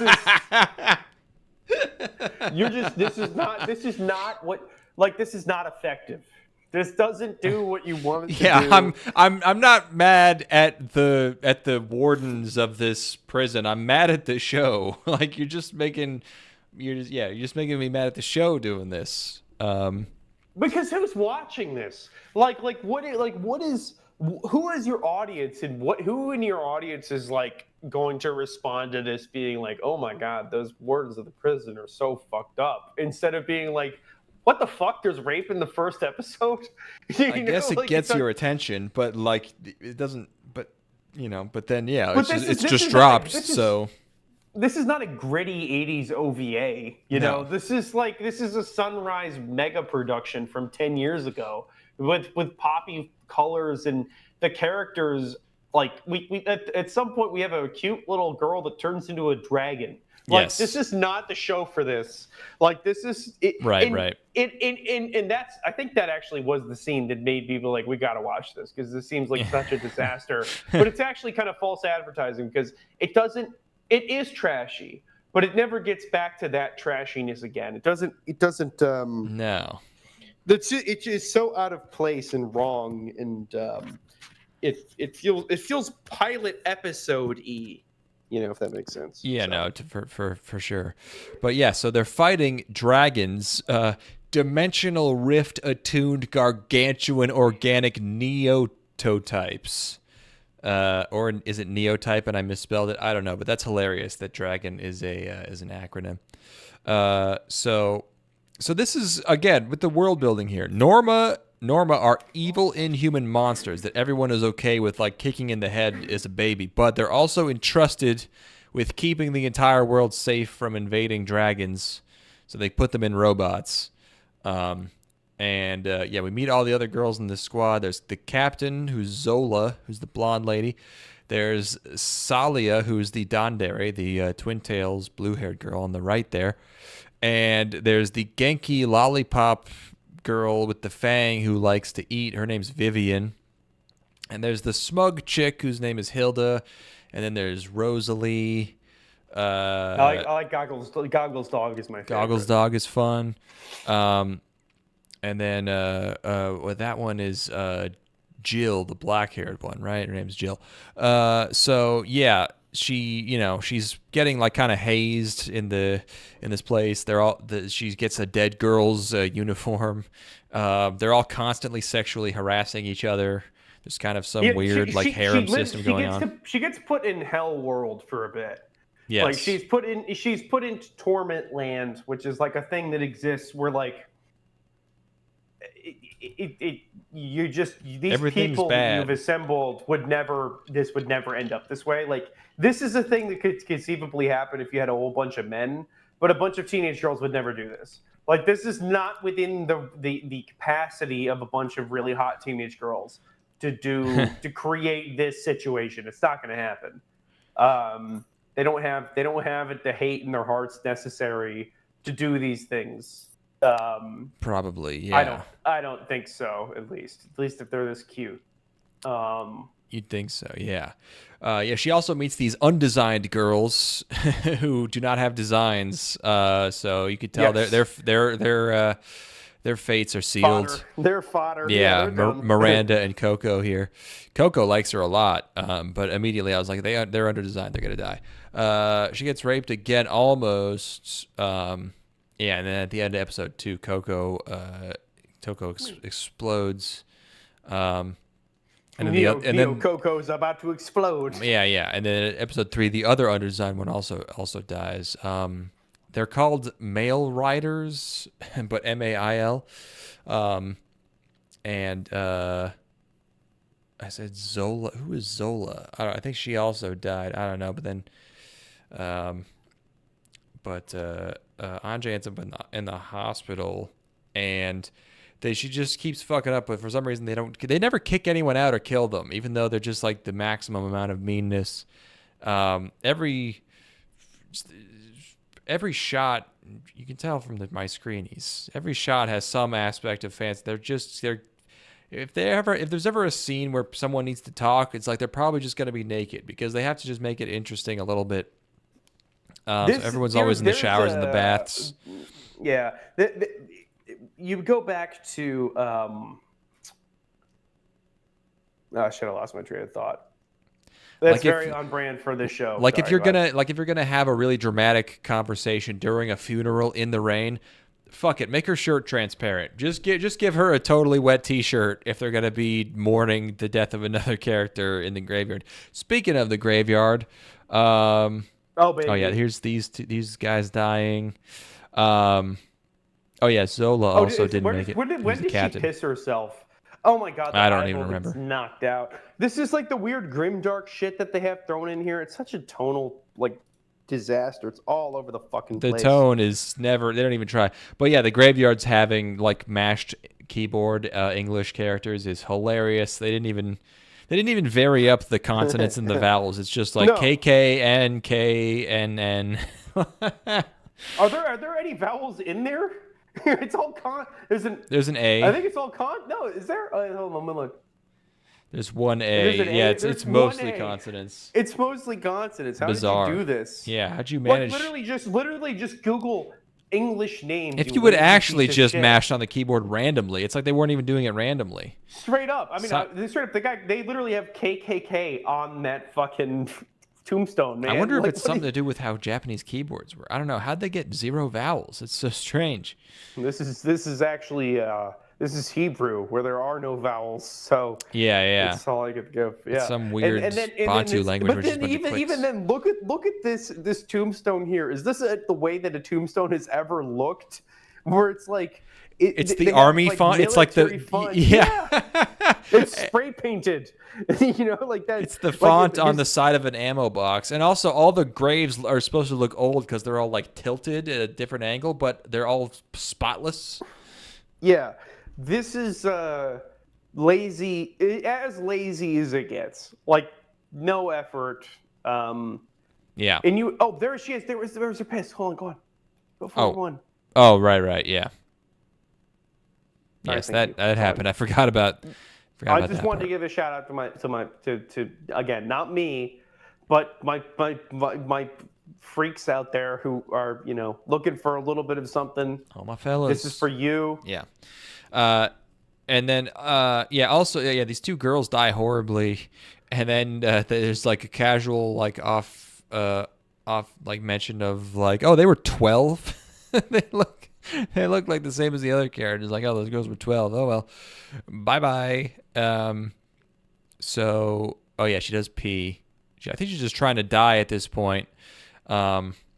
I couldn't really tell what was going on at this point, but her robot goes all crazy, and she starts killing mad dragons. And her teammates all hate her, but she's getting big money because you have to earn money by killing dragons. The money, in the I system. forgot about the money The thing. money system this is very such funny. A big deal. This is such a big deal for like 7 episodes. Yeah. Like where they talk about she's killing too many dragons, which is getting her she's getting too much money.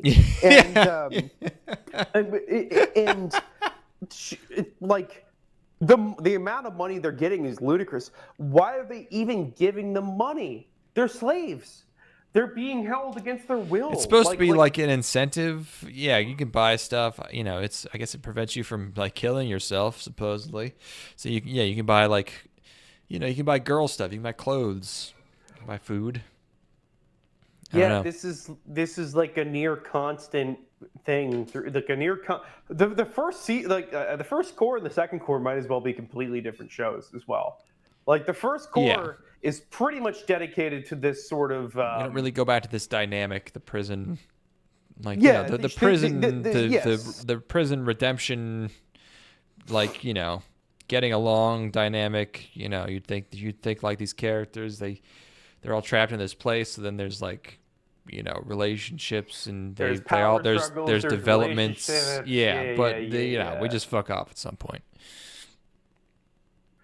Yeah. So there's bullying. I have reverse bullying. I don't remember what the reverse bullying was, but they're throwing their lunch at her. They're trying to spike her food with laxatives. They're all fighting. Doesn't she make friends with a girl who gets killed? Really, gets mega killed super hard. Like she gets grimdarked a couple of times throughout. Wasn't that the two I was talking about? I don't know. One of them brings her a pudding cup, right? And the girl who brings her a pudding cup gets gooed, and then her maid from her past life shows. Oh, God, there's so many fucked up, disparate elements of this. It just is so. It's so many ideas spread so thin that. Yeah, they just got to keep moving. You literally just have to get through it. We just have to get through it. You can't dive too deep into what's wrong with each individual aspect because you'll get caught. You get stuck. Yeah, it's a trap. Yeah, but so Zola died, and then it's like arguing with like a flat earther. Where every time you address one point, there are another 1,000 that pop up, or like I can't get into this. This will be an hour. You know what I'm talking about? I guess, yeah. I mean, you can, any aspect of this, you could be like, don't you think that's kind of weird though? Isn't that kind of weird? He's just like, we have to move past it. So but Zola died. So then Salia is the new captain, and she likes Ange more than the other one, whatever the fuck her name is. I don't know, the red-haired one. Hilda. Hilda is second in command, and Chris is the emo-haired. I called her a bottom. Oh yeah, because she is the bottom in the girl harem, because I think Hilda also kind of inherits Zola's harem, because they're all just fucking, because they're all just trapped together in the prison. Yes, they're in cross Ange. And then May has the crazy hair. I like this face here. This face was funny. That's Emma Bronson, I think, is the one of the officers there. We were talking about this before. We haven't mentioned this yet, but a lot of the far away faces, the far away shots, are absolutely hilarious because it was sort of, I think it's sort of its time. Like there was this point where, like in anime, the way they would outsource things, or something about the way they would do it, is just if there was a character far away, they would have this very funny, like Madoka famously has a lot of that in the first few episodes, where it's just if Madoka's far away, it's just she looks so fucking funny, and there's so much of that. It's absolutely great.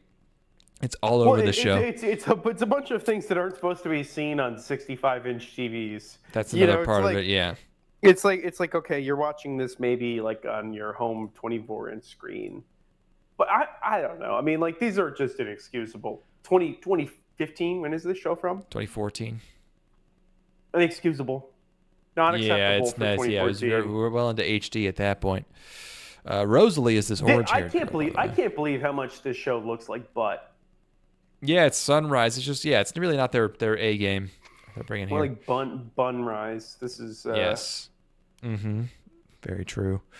Um, and then her plane, her robot blows up because of bullying, and she ends up landing on a desert island and meets a boy. Uh, and that boy, his name is Tusk. Meet this boy, and Tusk. One of the ongoing bits that happens like a dozen times throughout the show is that Tusk lands into her pussy. His face lands in her pussy. They do it so many times that it does actually become funny because they do it a few times. It's like, this is terrible, low effort fan service, and then they're doing it in like serious situations. They're doing it like at every possible opportunity that Tusk it could must land his happen face. 9 times. It's for like real, yeah, yeah. and it's great. Tusk is also nothing. He Nope. is 0. And that's a lot of the characters in the show. A lot of the characters in the show are nothing. Everybody is like, they are so paper thin that if you held them up to light, you could see right through them. There's like even Vivian. Vivian is nothing. She is Vivian is like not even comic relief. She's just kind of ganky. She likes to eat. She just doesn't shut up. She just like will talk. She's We just need like, a oh, character look at that. to fill this air. I'm excited. Yeah. Yeah. Yeah. So yeah, they're together on this desert island. And she doesn't like him, just because he keeps comedically landing on her vagina, but then she gets a snake bite on her vagina. He's got to suck it out. I thought they were like fucking this whole time. Apparently that doesn't happen because of stuff that happens later in the show. But I like the part where she like abandons him, and she's like, I don't want to be around you. And then she's like walking around this island, and she collapses out of like exhaustion. It's raining, and then she just happens to be like right where he is. Like she just like went in a circle apparently and just ended right back at him. Anyways, and everyone's looking for her. You think she didn't like it at the prison where she was being made to fight a war against dragons, but and so now she's like basically free. Everyone thinks she's dead, and then they find her and she just goes back. Like she doesn't make any attempt to escape. Ange is also nothing. She's more confusing nothing though than Tusk, because like she's supposed to drive the narrative, but she almost never does. She's basically purely reacting to things the entire show. Yeah, stuff kind of happens to her, and so like I mean, how would you describe Ange? I mean, she's just she's a beautiful, pretty princess. Then she becomes a bitch instantly, because she's tossed in a nasty rape prison, and then she's a bitch forever. She's just kind of. There's no aspect she's of just her that's still the pretty princess lady. She's a rough around the edges. Yeah, I mean, she's just like a firebrand. Like she's just mean. And then episode 6 to her core, to her inner soul, inner spirit, she is lost. You talk about that while I use the bathroom. Yeah. Like she has completely lost all of the desire for the refined elements of life. You take somebody, you do stranger in a strange land, right? Like you do like a thing where a person is taken out of the environment they grew up in and the environment they lived in their entire lives and put them in a new circumstance. They usually, in narratives, want to return to the life that they grew up in and then learn that the life that they've found is valid and in many ways better than the life that they had. Ange has none of that. Ange goes from 0 to 60 instantly, where she's like, I grew up in a life like basically what to me was effectively a utopian existence where I was waited on hand and foot and I had every amenity a person could ever want. And now I've been deprived of all of that, and it turns out I never wanted any of it. It's like, really? There's no part of you that's like, I still want to have good food. I still want to have, good amenities. I still want to have a nice bed, like a 4-poster bed with some, really nice drapes or whatever. Like, she doesn't do anything to recreate her previous existence, which seems unrealistic because, like, in real human being, I mean, again, it's a piece of media, so we could take liberties, but like in a real person's life, when you take something from them, they want to get it back. Like they have an expectation for how their life should be, and then they want to reconstruct their life in some way. The point of Declan, the point I'm trying to make right now is that yes, no real human being would have their sort of royal privileges taken from them, and then not in any capacity, like any amount, want them back. In the way that Ange immediately does, she's like, "Fuck it." Like Ange goes from being waited on hand and foot by her she has an entire staff to servants being shoved in a prison cell, and she's like, "Fuck it, I'm so depressed, I don't want any of it. I'm a hardened badass now." Well, that's like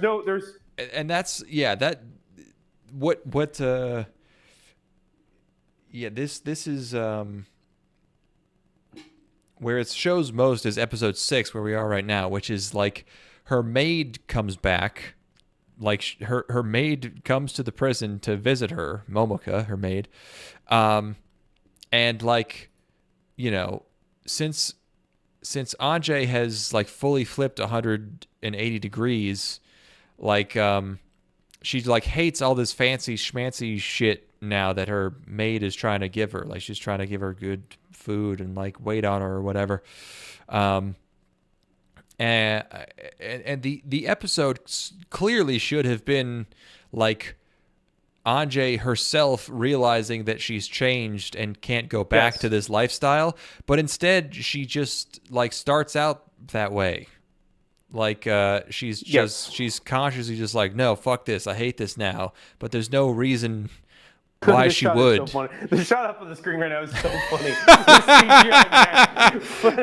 They're just like, fuck it, man, I don't care. But then she buys her maid with all of her bags of money. So Ange, also Ange has too much money, so the girls are mad at her. Everyone finds out about Tusk, and what is happening in episode 7 even? I don't know. Ange has a cold. They fight without her. There's a gravity field. Then everyone's friends now, I guess. And she gets a message from her sister. Man, I don't remember any of this. None of this even matters in the rest of the show.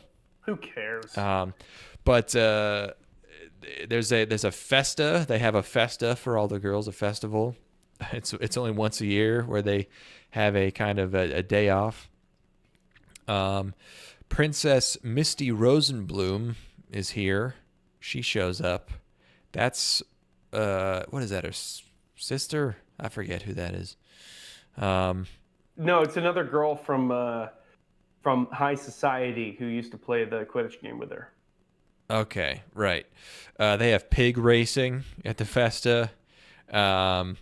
And now, even though she left that abandoned that desert island to come back here, now she wants to escape. She had already escaped. I don't know. Now she wants to escape again. She was presumed dead. Like she was home free. Now she wants to escape. Meanwhile, everyone else is carrying eggs in their tits for the games, which is more well animated than the rest of the show. Hilarious. There are like 3 scenes in this show where they put on the Ritz for like the animation. And they're like, it's all sexual scenes. Yeah. No consequence. Yeah, the robots, like whatever, just make them CG. I feel like at this point, like even in Gundams, Sunrise was still drawing the robots in Gundams, in Gundam, having them be 2D. For this one, they're just like, nah. Gundam, I mean, the mechs in this are like so inconsequential and have no. They don't. I mean, they might as well not even fucking exist. Who cares? They're just in there, yeah. It's visual vomit. It's like the end of like the last Ant-Man movie, you know, where it's like no one's retaining any of this. This is going through one there's some eyeball shots and out the other. in the back third of this show where like the color schemes of all the shit happening on screen is like a legit, like it looks like a children's show. Like it's there's the colors are ridiculous. Yeah, she's escaping, and she tries to leave Hilda behind, but Hilda escapes with her.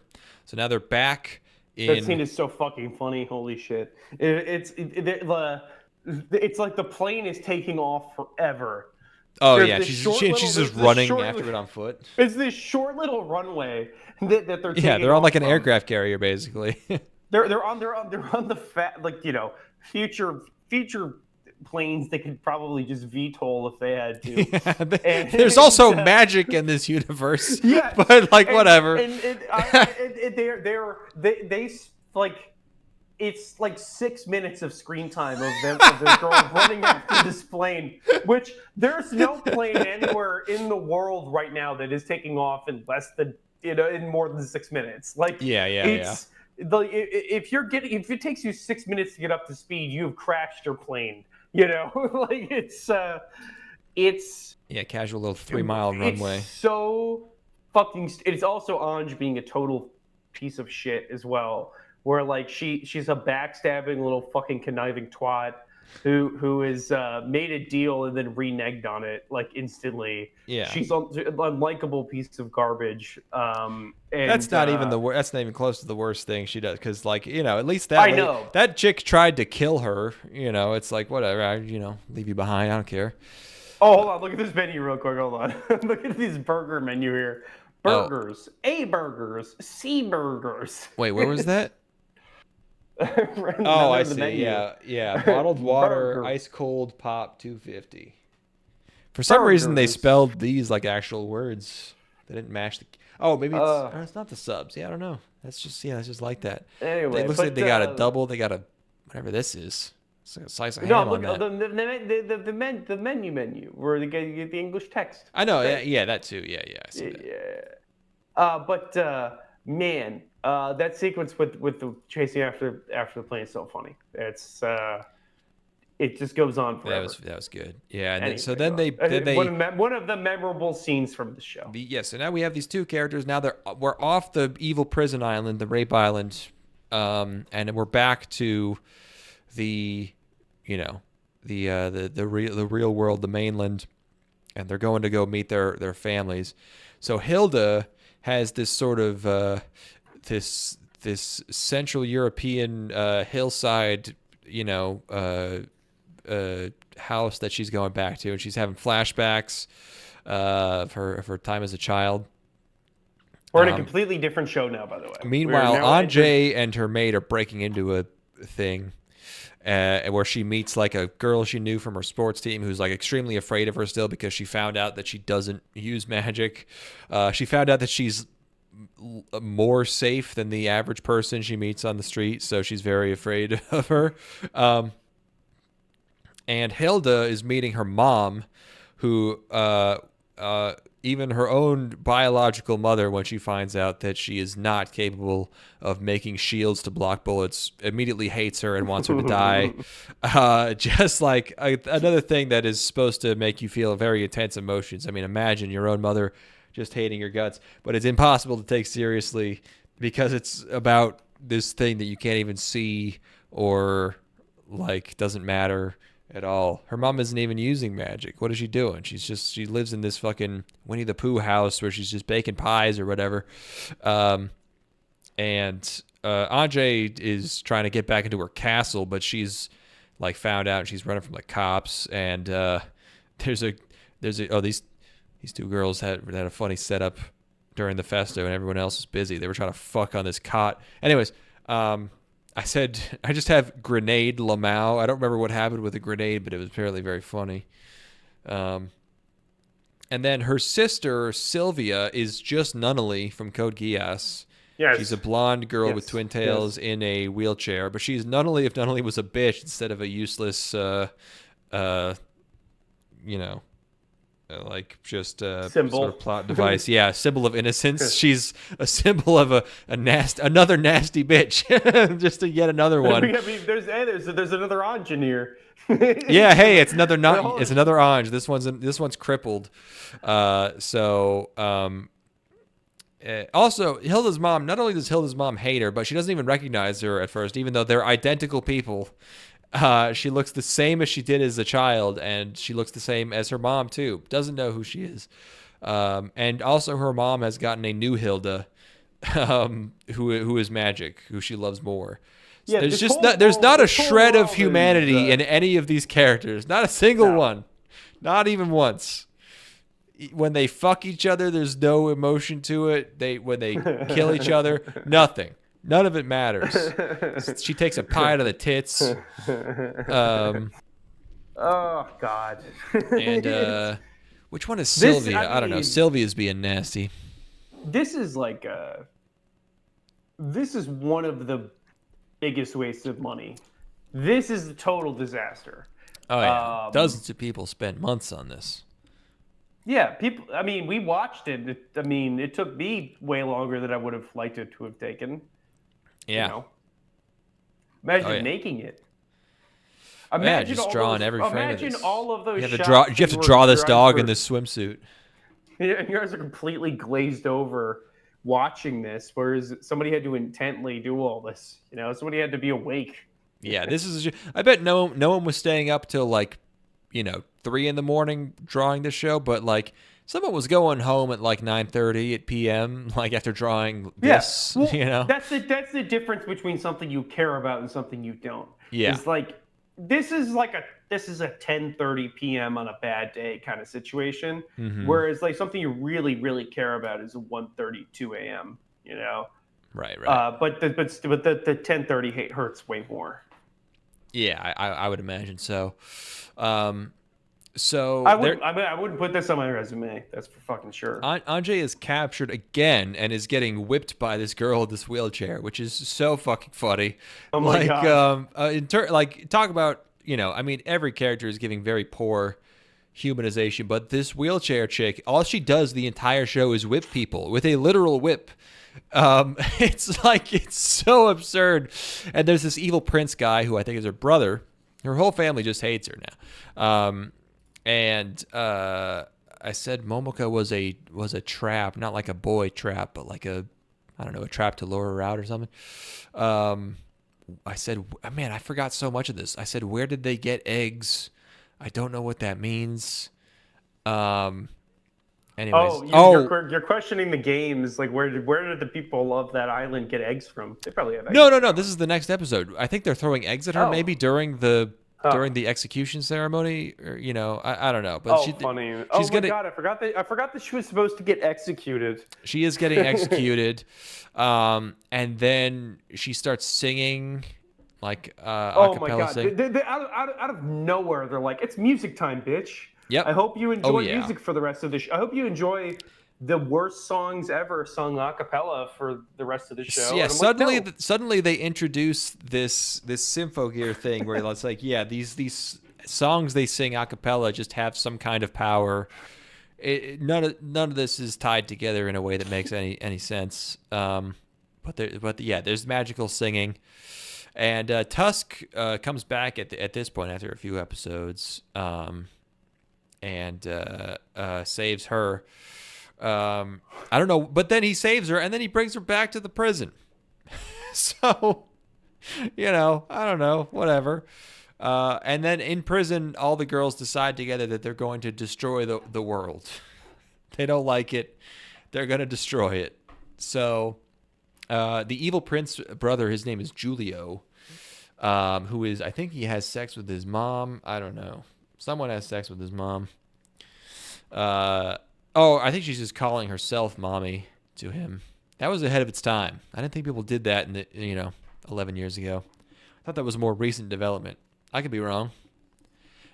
I thought the mommy thing was a more recent invention in sex technology. No, that's. I think that goes all the way back. All the way back, you say? God damn. Since the earliest periods of human history where people were making different grunts and groans to indicate communication. Positive feedback. Yeah. I don't think Oedipus invented that one. We get some Salia backstory. It's boring, and then a big dragon attacks. Yeah, I see. Yeah, just like what's going on. We're then at this point. This is almost halfway through the show, episode 12. Oh my fucking God! It's only halfway in. We're introduced sort of to this round table of villains. There's there's this fancy boy who we learn later. His name is Embryo. Everyone else, who the fuck knows who they are? It's just this.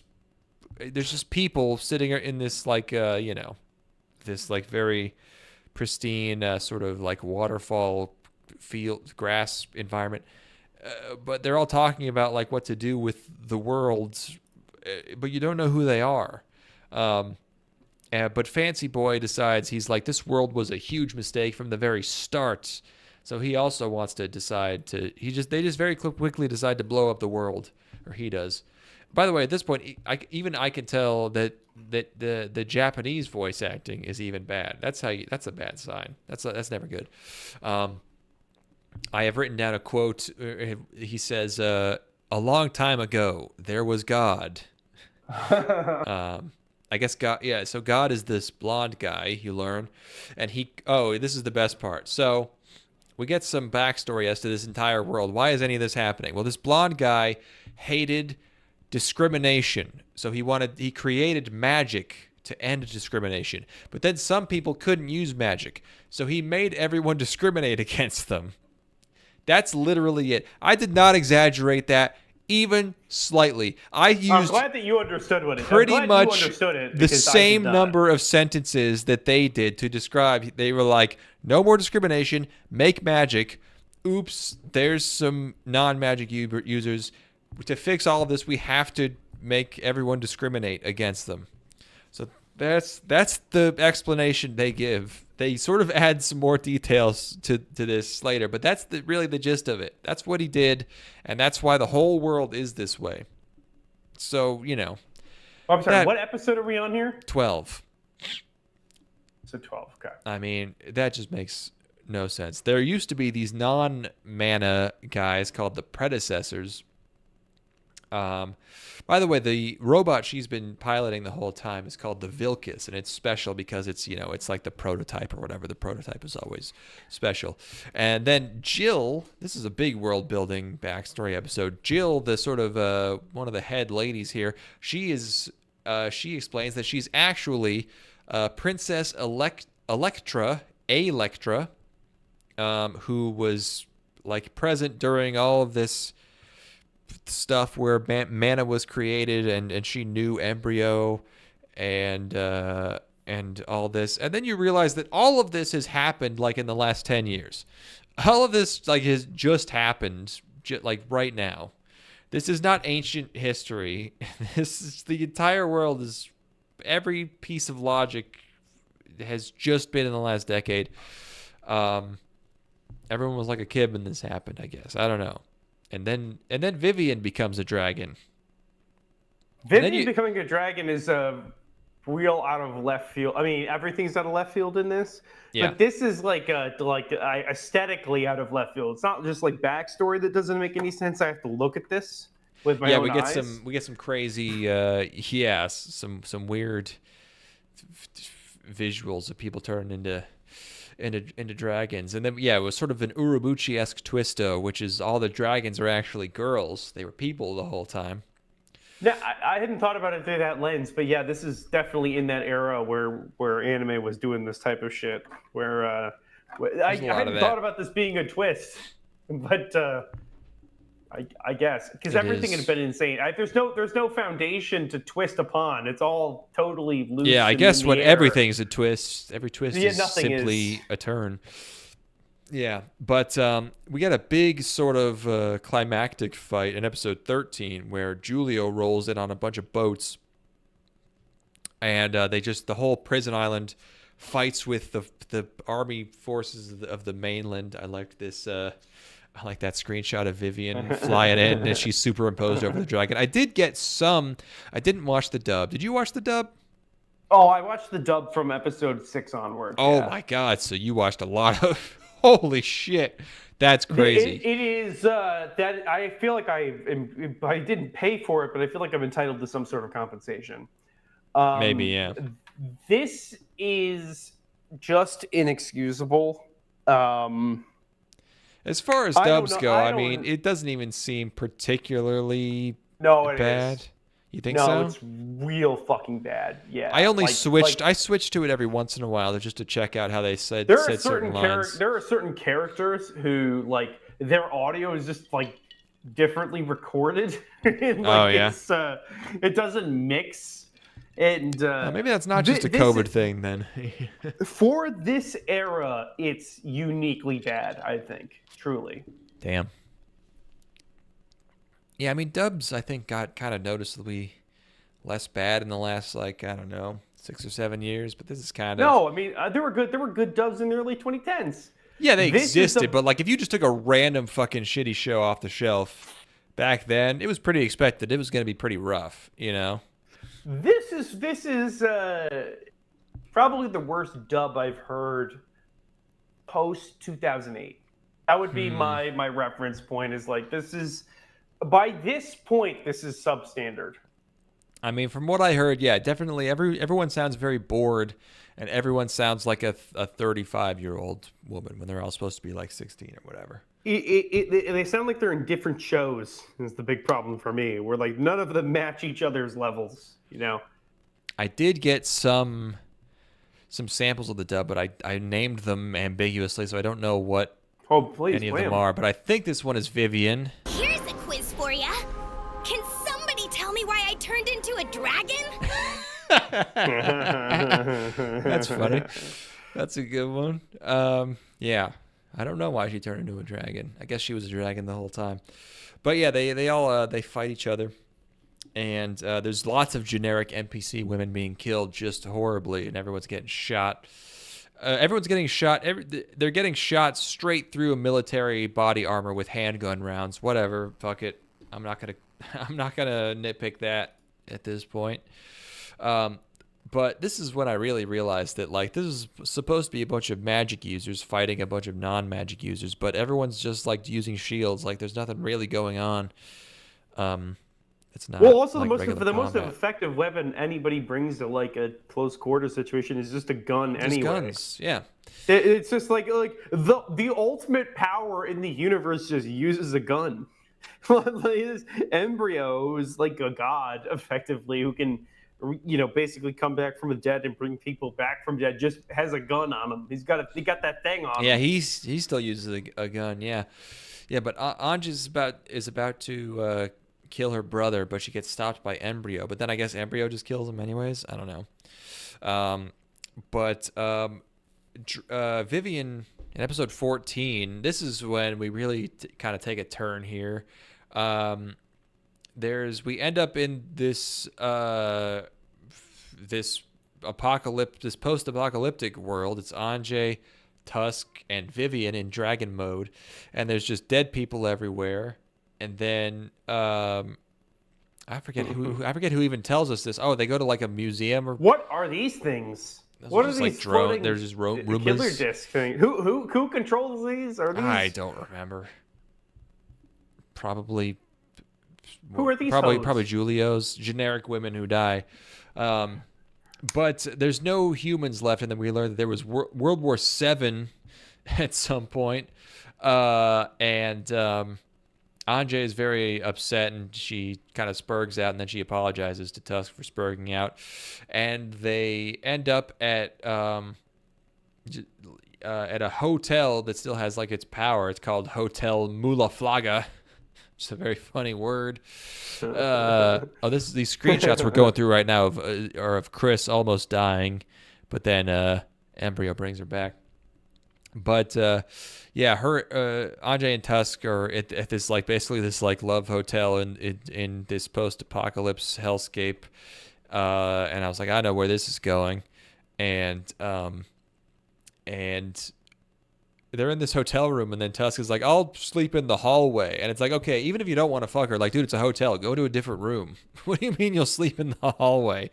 Come on. I thought they had fucked already on the island. Apparently not, because they spend like a whole scene having like last minute character development. Tusk just decides like to ask her a bunch of questions about herself, so she doesn't think that he's having sex with her just because she's really hot. But then they don't even have sex. They just like smooch and then go to bed very statically next to each other. Well, this is the show remembers that it spent so much time doing shit that there's never been an equilibrium. There's never been a moment where these characters can just sit and be themselves and like you can understand who they are as people. They're just pawns that get moved around by the plot. And it's the not show's even like, like holy fucking shit. It's what are not we gonna even do? like it's not even like it's just constant action, because I wrote down like, oh, we're finally back to doing robot shit. Like that last fight we were just talking about, like that was the first time they were even doing robot shit in a few episodes. I feel like they weren't even doing that much of that. This is the boring stretch of the show where there's like 7 or 8 episodes where nothing effectively happens. Nothing that matters happens, at least. You know, this is honestly, on God, 13 episodes of show spread across 25. Like you it's could, just you could condense this. Yeah, I mean, it never feels like super slow. Like, because there's constantly things happening. It's just like when you think back on them, you realize that the things don't matter. Yeah. Well, the things don't matter, and like you could do the all of the stuff in 10 minutes. You know, it's like well, because it's not good, so you could do it. You could do it in 0 seconds. You could do none of it. You could just not do it. I gotta go fucking pee real quick. Hold on. Okay. But yeah, so they keep yapping about Cross Ange, which is the show that we watched. I will do Thank that. You. Yeah. No problem. I love this bathrobe that he has. Also, look at my guy. Yes. So they spent some quality time in this hotel. And then we meet our entire look at how fucked up she looks here. We meet our entire second half of our cast of characters. We meet a whole new crew, which is all of these future ladies. They all show up. And like I thought this was going to be like a 1 episode thing where it's like, okay, we get transported. It turns out they're in the future, by the way. We get transported into the future, and it's just a different setting for us to have this character development, this like quality time between these two characters. I didn't think we were going to be staying here. So episode 15 rolls around. We're still in future world, and I'm like, oh wait, hold on a second. How long are we going to be here? I can hear Ethan must have set his own headphones near his microphone because I can hear myself. I'm going to start talking quieter, I guess, is maybe how I can fix that. So they get taken to this council of women. Here's where the character designs really start looking Code Geass. And by the way, I actually really like these character designs. Oh, he's back. I was talking... Are you there? I'm here, yeah. I was talking about how at this point I'm realizing, oh, we're staying here. I thought we were going to be in this future zone for like 1 episode just to have it be a different setting to have these characters have this quality time together. But no, we're staying here. And we get brought to this whole new cast of characters, which is like this council of other women. And these character designs look even more... Remember the Chinese like faction in Code Geass, and they have these ornate, very, very oriental looking outfits? Yeah. They look exactly like those characters in Code Geass, and I actually really like it. I like how the future ladies look a lot. Personally, there's a lot of side boob. There's side boob and bottom boob, you know. They're just sort of wearing these like this series of loincloths.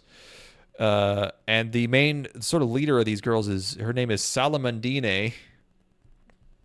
An ongoing bit is that Ange just keeps getting her name wrong every time, which is kind of funny. And also there's still no men in this world, so they're all molesting Tusk. But we get more explanations about how there's like 2 Earths. And God. there's this energy that's called draconium, which is that draconi. I need the draconi. And later I don't know if it's just the subs, but they changed it to dragonium. But at first it's draconium. I noticed, I could tell. So, but a bunch of people moved to a new world and remade everything using genetic modifications. And there's a giant dragon named Aura, and all the mana, all the magic people are using comes from. I love this screenshot. All the magic comes from Aura. And all the killing dragons they were doing that whole time was how the mana was getting replenished. So they were actually killing these girls who were turned into dragons, which was replenishing the mana of the world.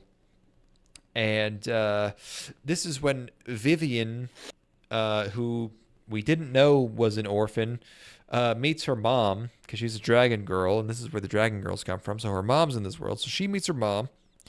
And then Tusk is molested by women, and Ange gets mad at him for it. And yeah, so they spent some time here, and they're going to go try and find Aura, the magical dragon. This is you're spending a lot of time talking about something that actually never really matters. What else? Nothing matters. This Aura thing in particular is like maybe one of the most egregious sort of like Aura never becomes a character. No. Even though these dragons can become ladies, yeah. Aura does not. We never get to meet Aura. There's never a moment where oh, Aura and Ange come face to face, and Aura's like, "Thank you for freeing me from being enslaved by the world that you grew up in. I appreciate it. Thank you." There's no sort of. It's just Aura is a dragon battery for this other planet, and then Aura is freed, and then Aura fucks off. And then at one point Aura is just there, and she just starts talking. But it's not really much of a big reveal. Yeah, she's just suddenly there. Another also the sort of leader of the future ladies is also named Aura, but it's like this little girl with like hair in the shape of like horns, and she's voiced by Kana Asumi.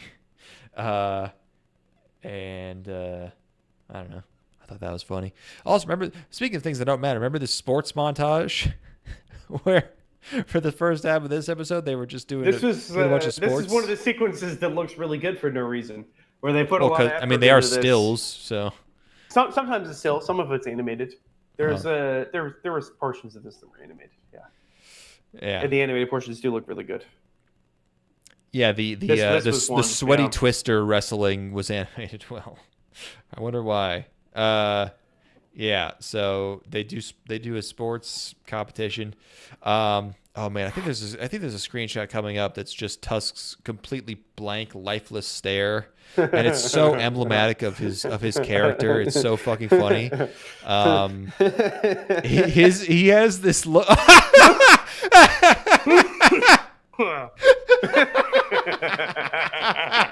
Look at this fucking guy, dude.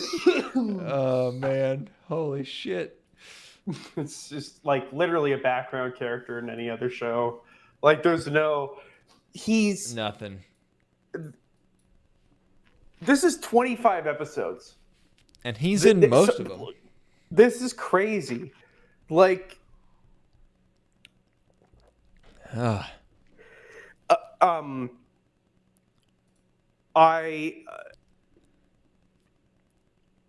I don't know what they were thinking. Like, I don't know what they were thinking. I don't know. It's that era where they're just trying to recapture, I think, Code Geass, and they're just like, let's just have a bunch of stuff in a show, and we'll just have things keep happening, and people will just like it if it's just exciting. But like, this is like every episode is almost written without caring about what happened in the last one.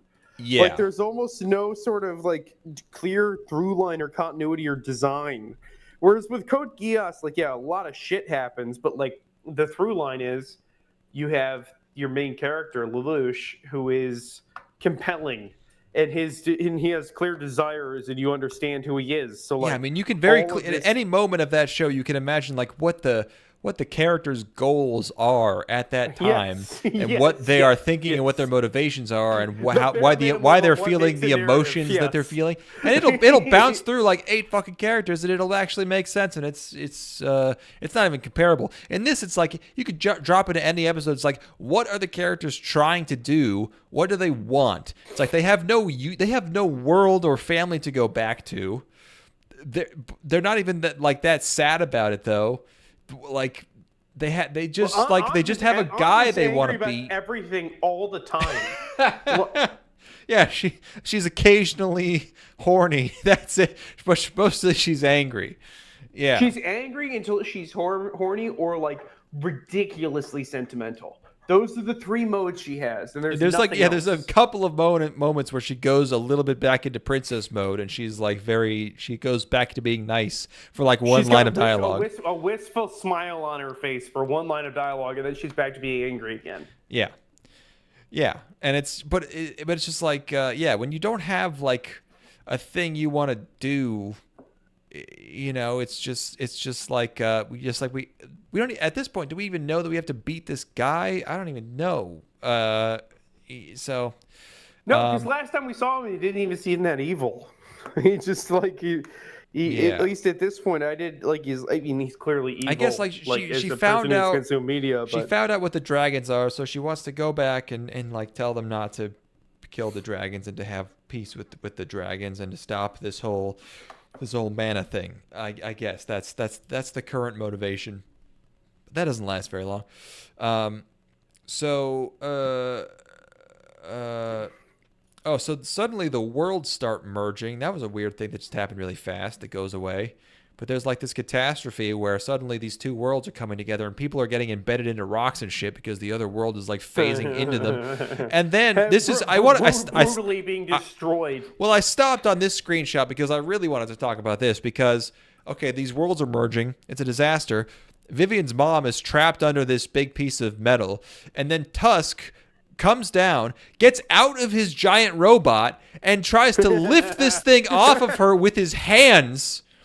This is a recurring thing throughout the show, where people will open the cockpit to their giant robot to bring out a smaller gun to shoot. Yeah. This happens maybe half a dozen times, where characters will be like, okay, I have a huge gun on my robot. Yeah, these things have like Gatling guns on them. I'm going to pull my handgun out to pop you.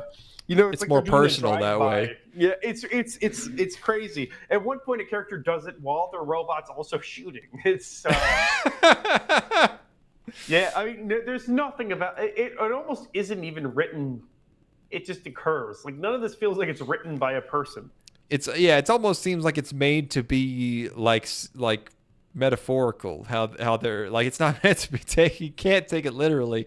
Because you'll just go insane. It makes no sense.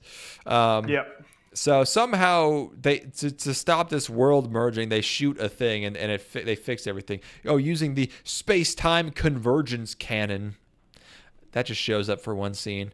But she makes friends with the future dragon ladies, and then they all go back to the real world. Is this when they get ambushed? They run into this black Vilkis, which is being piloted by Salia, who has turned and has joined Embryo. Embryo also has Lisa captive, and that's how we knew where they were going to be to ambush them. So everyone retreats back through the portal except for Ange, who does escape but goes back to the island, which has been destroyed. She's back there with Tusk, and they are met by the girls who are still alive but have not joined up with Embryo, and they're like on a submarine now. They have this sort of like resistance. He's like kind of taking over everything. So they meet back up with all the ladies, and Officer Bronson has turned to the drink. She's given up. She's a horrendous alcoholic now. Hilda is just kind of trying to get Ange back into her harem. She's like trying to fuck her. Jill changes her mind and because at first she's like, I would never join forces with the dragons to beat Embryo, but then at the end of the episode she's like, actually, yeah, we're gonna do that, and there's like no reason for it. She just changes her mind. But she's still mean. She's like still beating up Ange for no reason, just to discipline her. And then suddenly, to stop that from happening, Tusk has gas that he activates and gasses everyone. And then they kind of beat up Jill, which I guess takes her out of it, for the time being. We are so deep in the shit here. This is like we are really in the thick of Cross Ange. This is What episode is this? This is 19 now. They get ambushed again. Man. Yeah, and Salia, who is now on the other side, because Salia, remember, Salia like was the one who liked her, you know, when she was like the outsider. But now Salia, you know, has switched sides, and she shoots. You just put up a screenshot of these dragons flying. This is mind-numbing. Use your eyes to focus on any part of that frame. You can't. Wait, it's impossible. What? I think you're behind in the stream. How far behind am I? I don't know. Oh, so I am behind by a little bit here. Sorry. Okay, go ahead. Yeah, no, I didn't have that. So yeah, Salia shoots Ange with a gun. She does the thing that you were just talking about, where she gets out of her mech to shoot her with a gun. And then Ange wakes up back in her castle, and everything's fine. And you think, oh, this is obviously an Evangelion-esque dream sequence. But no, she did actually just wake up. She's fine. And you know, she's just sort of been captured. And we learned that Salia joined Embryo just because he kind of made her feel important. I guess she was feeling kind of looked over. So, you know, she joined the evil man who wants to destroy the world. What is Embryo's power set? Well, he's God.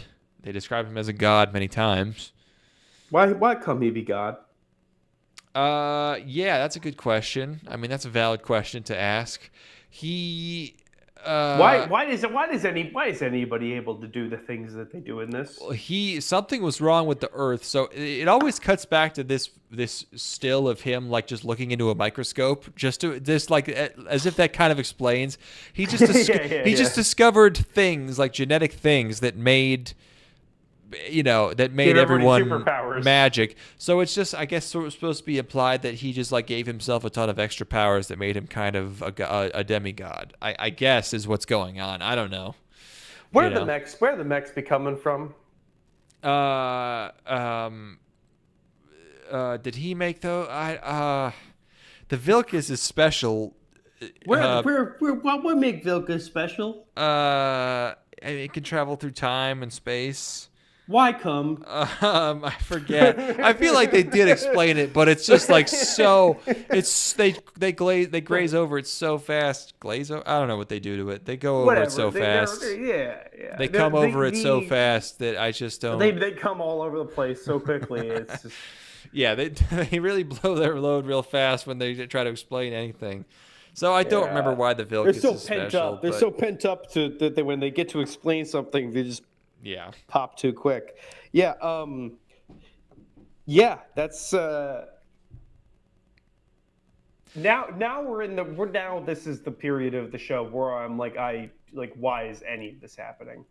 Why is Lisa is here getting whipped, this dragon lady getting whipped by the wheelchair girl in a library. These things happen on screen and I don't know why. I mean, God, look, she is Nunnally. I mean, that's just like I said, it gets to looking so Code Geass. Yeah. But Ange beats up the embryo girls and escapes. Everything, she's just constantly escaping from everything and then getting brought back to stuff. It's just like couldn't figure out like how to have people traveling different places. Just everyone has to be moving somewhere just to keep things dynamic, you know, because they don't have characters to be changing, so they have to be moving locations to different locations that don't matter and don't make any sense. No. Also, like they'd be like, okay, now we're on a portcullis. Now we're in a laboratory. Yeah. Now we're shooting Embryo in the head. But Embryo is showing her his giant room of vats of goo. Now Embryo is shooting himself in the head, which is very funny. he can't be killed. Yeah, he busts out like the most old timey ornate like revolver that's like it has gold trim on it, you know, to kill himself with. Yeah. So yeah, he can't be killed. And then he just starts mind-breaking Ange. He can just control people.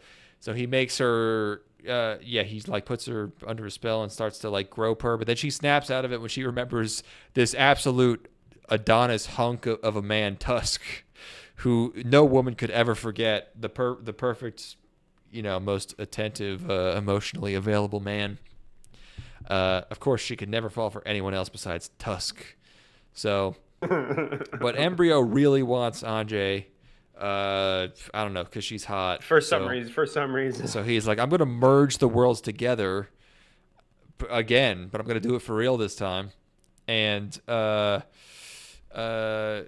Jill is relieved of her command.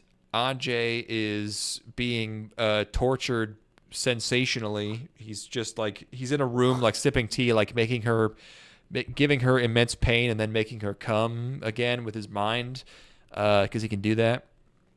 And then It's actually not that hard once you know what to do. But. yeah, you use the right words, the right combination of negging and pausing, I guess. Would the opposite of negging be pausing?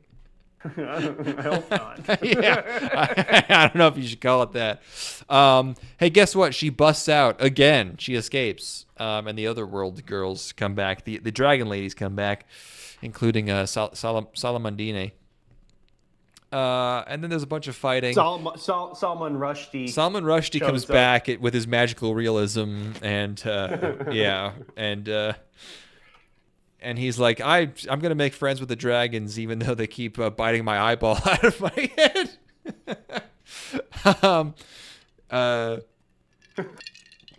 But all the girls are fighting. It's Hilda versus Chris, I think.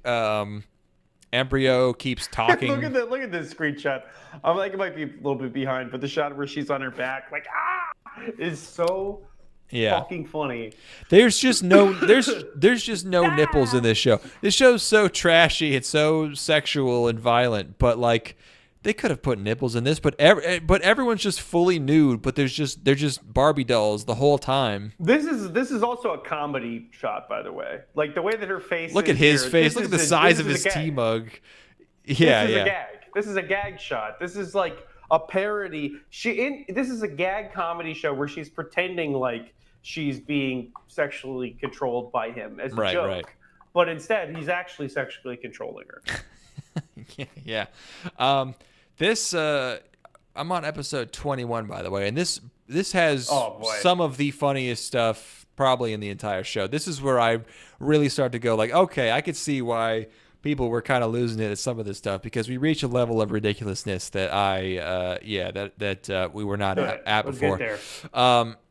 So Tusk and Embryo are fighting now. Again, how do these people all end up in these same locations? I don't know. But all these fights take place over water, anyway. Yeah. Well, at this one, I think they're on a rooftop. But like this is something I wanted to discuss. Is like something that's great about Code Geass is that like when you're watching that show, you could feel like that. I mean, we're obviously comparing complete garbage to. Yeah, literally only comparing because they kind of look similar because it's the same studio. Same studio. But with Code Geass, the mech fights in that, which I don't even think people point to as being like one of the focal points of the show, are really well done in that you have a great understanding of the flow of the battle and how powerful the mechs are and how outmatched mechs are and how strategy matters, and like you can feel the environment playing into the fights and stuff. Yeah. For as little of an important part of that show as it is, it does matter. And this also the people inside the mechs, classic lightsaber problem. It's like, you need to set up like what the conflict is between the characters. Oh, this is a great screenshot. And in this show, all of the mech fights take place in the air without any sort of understanding of the flow of the fight. There's no idea of exactly how much danger these people are in. It's just goo. It's just your eyes are being completely overwhelmed with light without the light having any meaning at all. Anyway, that's a great one. It's great. She's in her floating egg. She's got her gun. Her bayonet gun. Marika dies. We all remember Marika, right, folks? Embryo kills himself with that old-timey pistol, and Momoka, the maid, gets brainwashed, but then she gets unbrainwashed. And then this is the best part. Momoka sacrifices herself and throws herself off a cliff, she throws herself at Embryo, And then as she does that, a car comes out of nowhere and hits both of them and gives a very comedic smacking sound effect as it hits both of them and rams them both off of a cliff. Then she falls off of the cliff, and then the car falls on top of her, and then it explodes. And then Embryo shows back up, obviously, because he's immortal. Everyone keeps trying to kill him, even though they all know he can't be killed. It just keeps happening. So then Tusk is there, and he sends Ange away on a motorbike, and then he whips out a bomb vest, which when That's it reaches the funny shit. when the Wait, when hold the on. Is this before or after the car comes? this is after. This is after the car. Oh my god, the car. Oh my goodness. I just talked about the car. Run the car back real quick. I got absorbed in your screenshots. Where is the car? Oh, here. I'm sorry. I missed the car. Yeah. I said as Momika dives at him heroically, just this random fucking car comes out of nowhere and smacks both of them. We don't see who is driving the car. I don't know what the fuck is going on with that car. No, I don't think so. We never see who's driving the car. There's never a payoff. Is she magically doing the car? I can't remember if there was any explanation for this. If you were to do that, there would be a green outline on the car, right? Like there would be I would think the so, car is yeah. being managed and controlled. Was Tusk driving the car? I don't know. No, because Tusk is on the ground in elsewhere in the scene. He's not in the car. I don't know what's going on with the car. This is batshit. The car, especially because, this is a show with magic. You don't need a car to come into the equation here if you're not going to explain it. Like, there's no reason to have the car, so why does the car happen? We have seen cars twice in this entire show up until now. Yeah, and it hits them. It gives such a funny smack sound effect as it just slams into both of them. It's not like you see like they're having a conversation with Vivian earlier where she's dropping them off at the location to go kill Embryo, and she's like, "Don't worry, I'll be around if you guys are in need of help." It's like, we won't need your help. That could have happened. And then you would cut to a shot through the windshield. It's like, "Don't worry, guys, I've got you." Or and then she jumps out before it goes over the cliff. Yeah. Yeah, anything other than an anonymous car popping out of a bush and creaming this guy. It's so funny. I mean, it's straight up comedic. I'm sorry, I missed this. My eyes are glazing over thinking about these things. Like I'm processing this. Yeah, like we keep talking about, so much stuff happens and yet nothing happens. Because things keep happening to kill this guy, but the guy's immortal. Everyone knows he can't be killed, but it's just they just kill him in so many ways. And then again, everyone already knows he can't be killed. She just sacrificed herself to throw him off this cliff. He comes back, and then Tusk sacrifices himself and whips out a bomb vest. And then when the bomb vest timer reaches 0, it says explosion in all caps, which is hilarious. And then he explodes. All for nothing because this is one of my favorite screenshots. Oh fuck! Look at this, dude. Oh fuck! It's so good. All for naught. And so just in the next episode, me and who? yeah. Embryo is back and he's just spanking Sally over his knee because she didn't do a good job. Ange's back at base, but Embryo is controlling people and talking to her. He controls Officer Bronson, who smacks a dog out of she smacks the golden retriever out of the air, which is very funny. So one of the girls, by the way, who we haven't checked in on in at least 10 episodes, probably more I don't know, 14, is the pink-haired slut, whose name is Ursha, and her character, and she is given a little bit of a character. She's very motherly. They're on this prison island, and they have a bunch of young Norma girls, who grow up there, and she likes them. She takes care of them, and one of the reasons she's motherly, she also has huge jugs. Yeah. She's a tit cow mother woman. She's a what do you call What do you call like A the sow. nurse? What do you call like the nurse that milks or that feeds the children with her boobs? Wet nurse. Is that a wet nurse? Oh, okay. Yes. Yeah. She's a wet nurse. She just loves. Yeah, she's nurturing. So she joined up with Embryo because when there was this assault on the base, all the children died, but then he brought them all back to life. So she's been with him. And this time, again, there's been this big fight and all these children died. And this time he's like, nah, I'm not bringing the children back, which she is upset by quite a bit. Which is very funny for him to just be like, nah, not this time. I don't feel like it because I'm remaking the world anyway. So I don't need to save all of these children that have died. So, and then, and Tusk is just gone. I don't know why he blew himself up at this point, but so there's a couple conflicts happening at the same time. The other girl who's joined up with Embryo, her name, Chris, she's the emo looking one.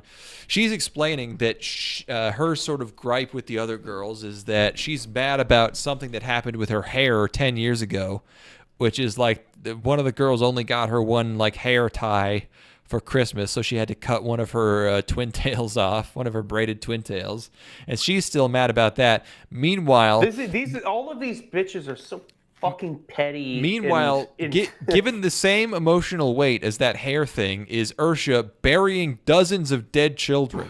That's given the same amount of sort of screen time and like emotional weight. That's these two characters' motivations. Is one is mad about her hair, and one is digging graves for all of the children she cared for in her whole life. This is like it almost feels numb, like being on painkillers or something. Yes. Where it's like all of these things are happening with the same sort of emotional resonance, where it's so dulled. It's like I can't react to any of these things. You're just it's like burying your mother, like it's in being on Percocet, so you can't feel anything. It's all you're on SSRIs. You're just like so it goes. I feel like I should cry, but I can't. Yeah. It's like this is a crying situation. It's yeah. And then I mean, God, I can you imagine watching this for entertainment week after week? You're like, oh boy, I got done with my I worked at 7-Eleven for 12 hours. Well, yeah, what is it? Yeah, it's 2014. I would have, if I had chosen to pick this up, I come home from class. It's like 2:30 and I'm tired because I got like 4 hours of sleep, even though I take the bare minimum number of classes. I had like 2 classes in one day. I had like 2.5 hours of school, of college. I come back. Well, I mean, personally, I would have been playing Binding of Isaac for up until about 3 a.m. So, it's like, like, oh, I need some real content. I really need to educate myself here. Let's watch the big screen for a bit before I go to the small screen. Of course. And this is what you're putting on the big screen. This is culturing you. This is really like educating you as a consumer. Absolutely. Embryo is like dissolving all his bros, and also the entire world is in chaos because there's no mana anymore, so everyone's like crashing their cars and dying. That's kind of just gone over really fast. But then Ange ends up back at the deserted island, and then Tusk comes back. We are given absolutely no explanation for how Tusk is back. But then they have an extremely muscular, long sex scene, which is hilarious. Momoka is also back. She's alive, and she's like, "Oh, I was saved from getting shot, from this frying pan I had in my desk." And I was like, "Bitch, you fell off a cliff, and then a car fell on top of you, and then the car exploded." She's given the most comically over-the-top death of all time, Another hilarious screenshot here, and she's like, "Oh yes, the pan, the cooking pan I had in my shirt stopped this 9mm. Ridiculous. They're not even trying at this point. We gotta end it. It's We gotta just get the they're show just like over. they're trying. Yeah. They're just trying to get through it so fast. Ursha switches sides again, so she's mad about the kids, so she comes back. To make something so with such little intellectual stimulation is actually kind of impressive. Like you like to make a piece of content that's 25 episodes long without having any themes there's very much no themes. There's no, it's not saying anything. Like there's nothing being said in this whole show. And like even at the end, they're like, it's like, oh, it's a world where everybody can exist together. That's not. I mean, you're not allowed. Like that's just not enough. Like that doesn't make a show. No. This is the least ever done with so much, I think. In terms of the amount of characters and locations and twists in episodes to do so little is like truly incredible. Yeah, this is a scam. Is what this is. Yeah. This whole thing's a scam. Yeah.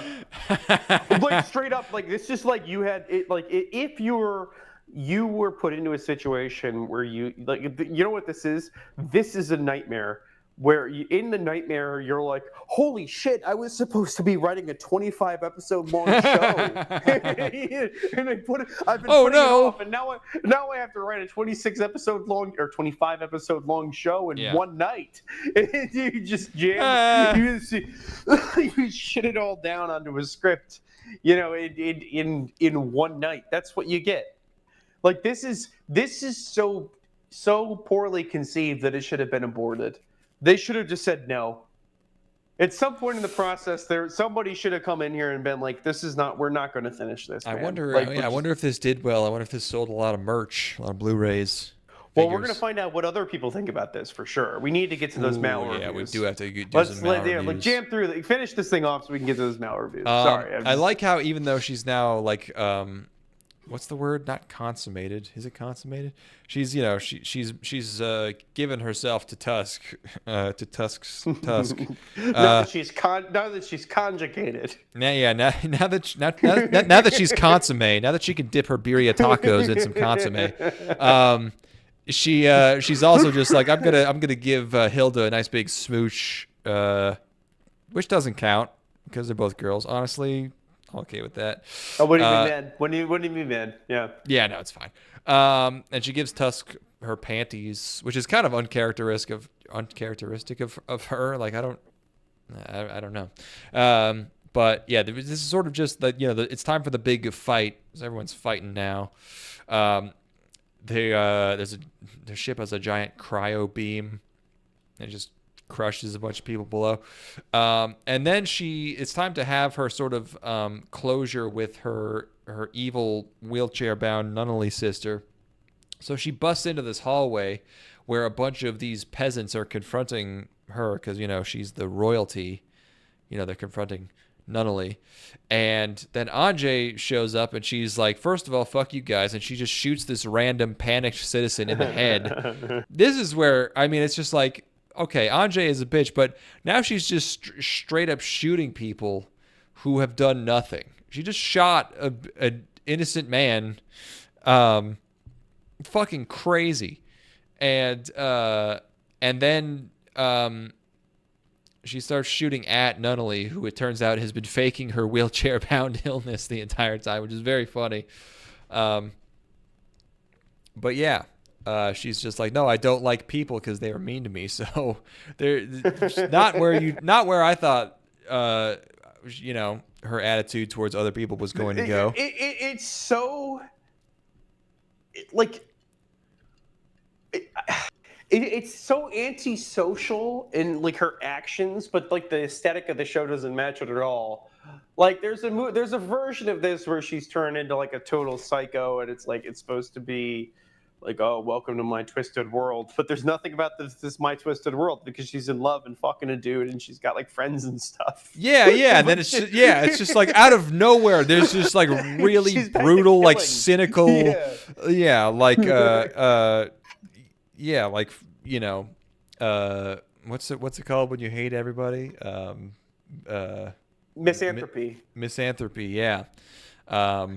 Just for no reason, out of fucking nowhere. Like it makes no sense. There's a She's lost her core humanity. Like instantly, like in the out of like between nowhere. Episode 1 between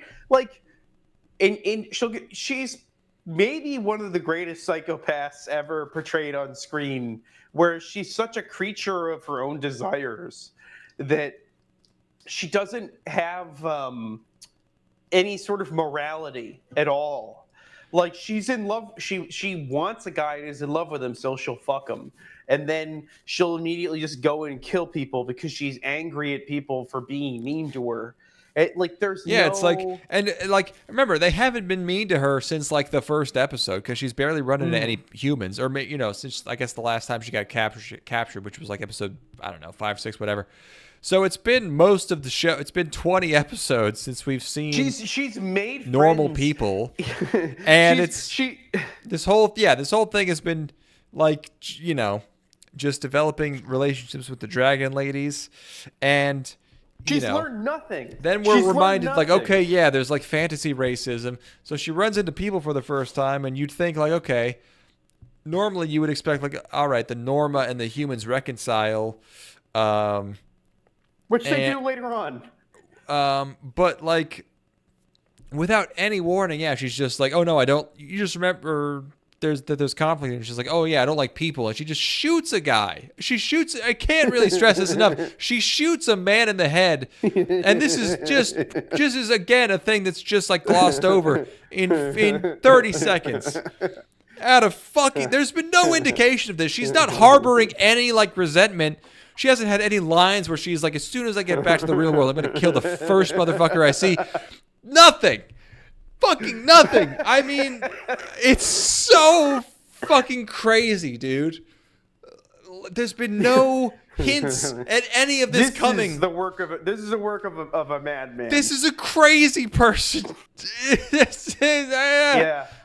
This is like a thing if you read your kid's journal, or like you were a teacher and there's a creative writing assignment, you'd be like, holy shit, we got to get this kid to the school therapist. because there's, throughout this entire show, the character is supposed to be learning that learning about, oh, people aren't actually as evil as they seem, and people have, you can reason with people and learn from each other.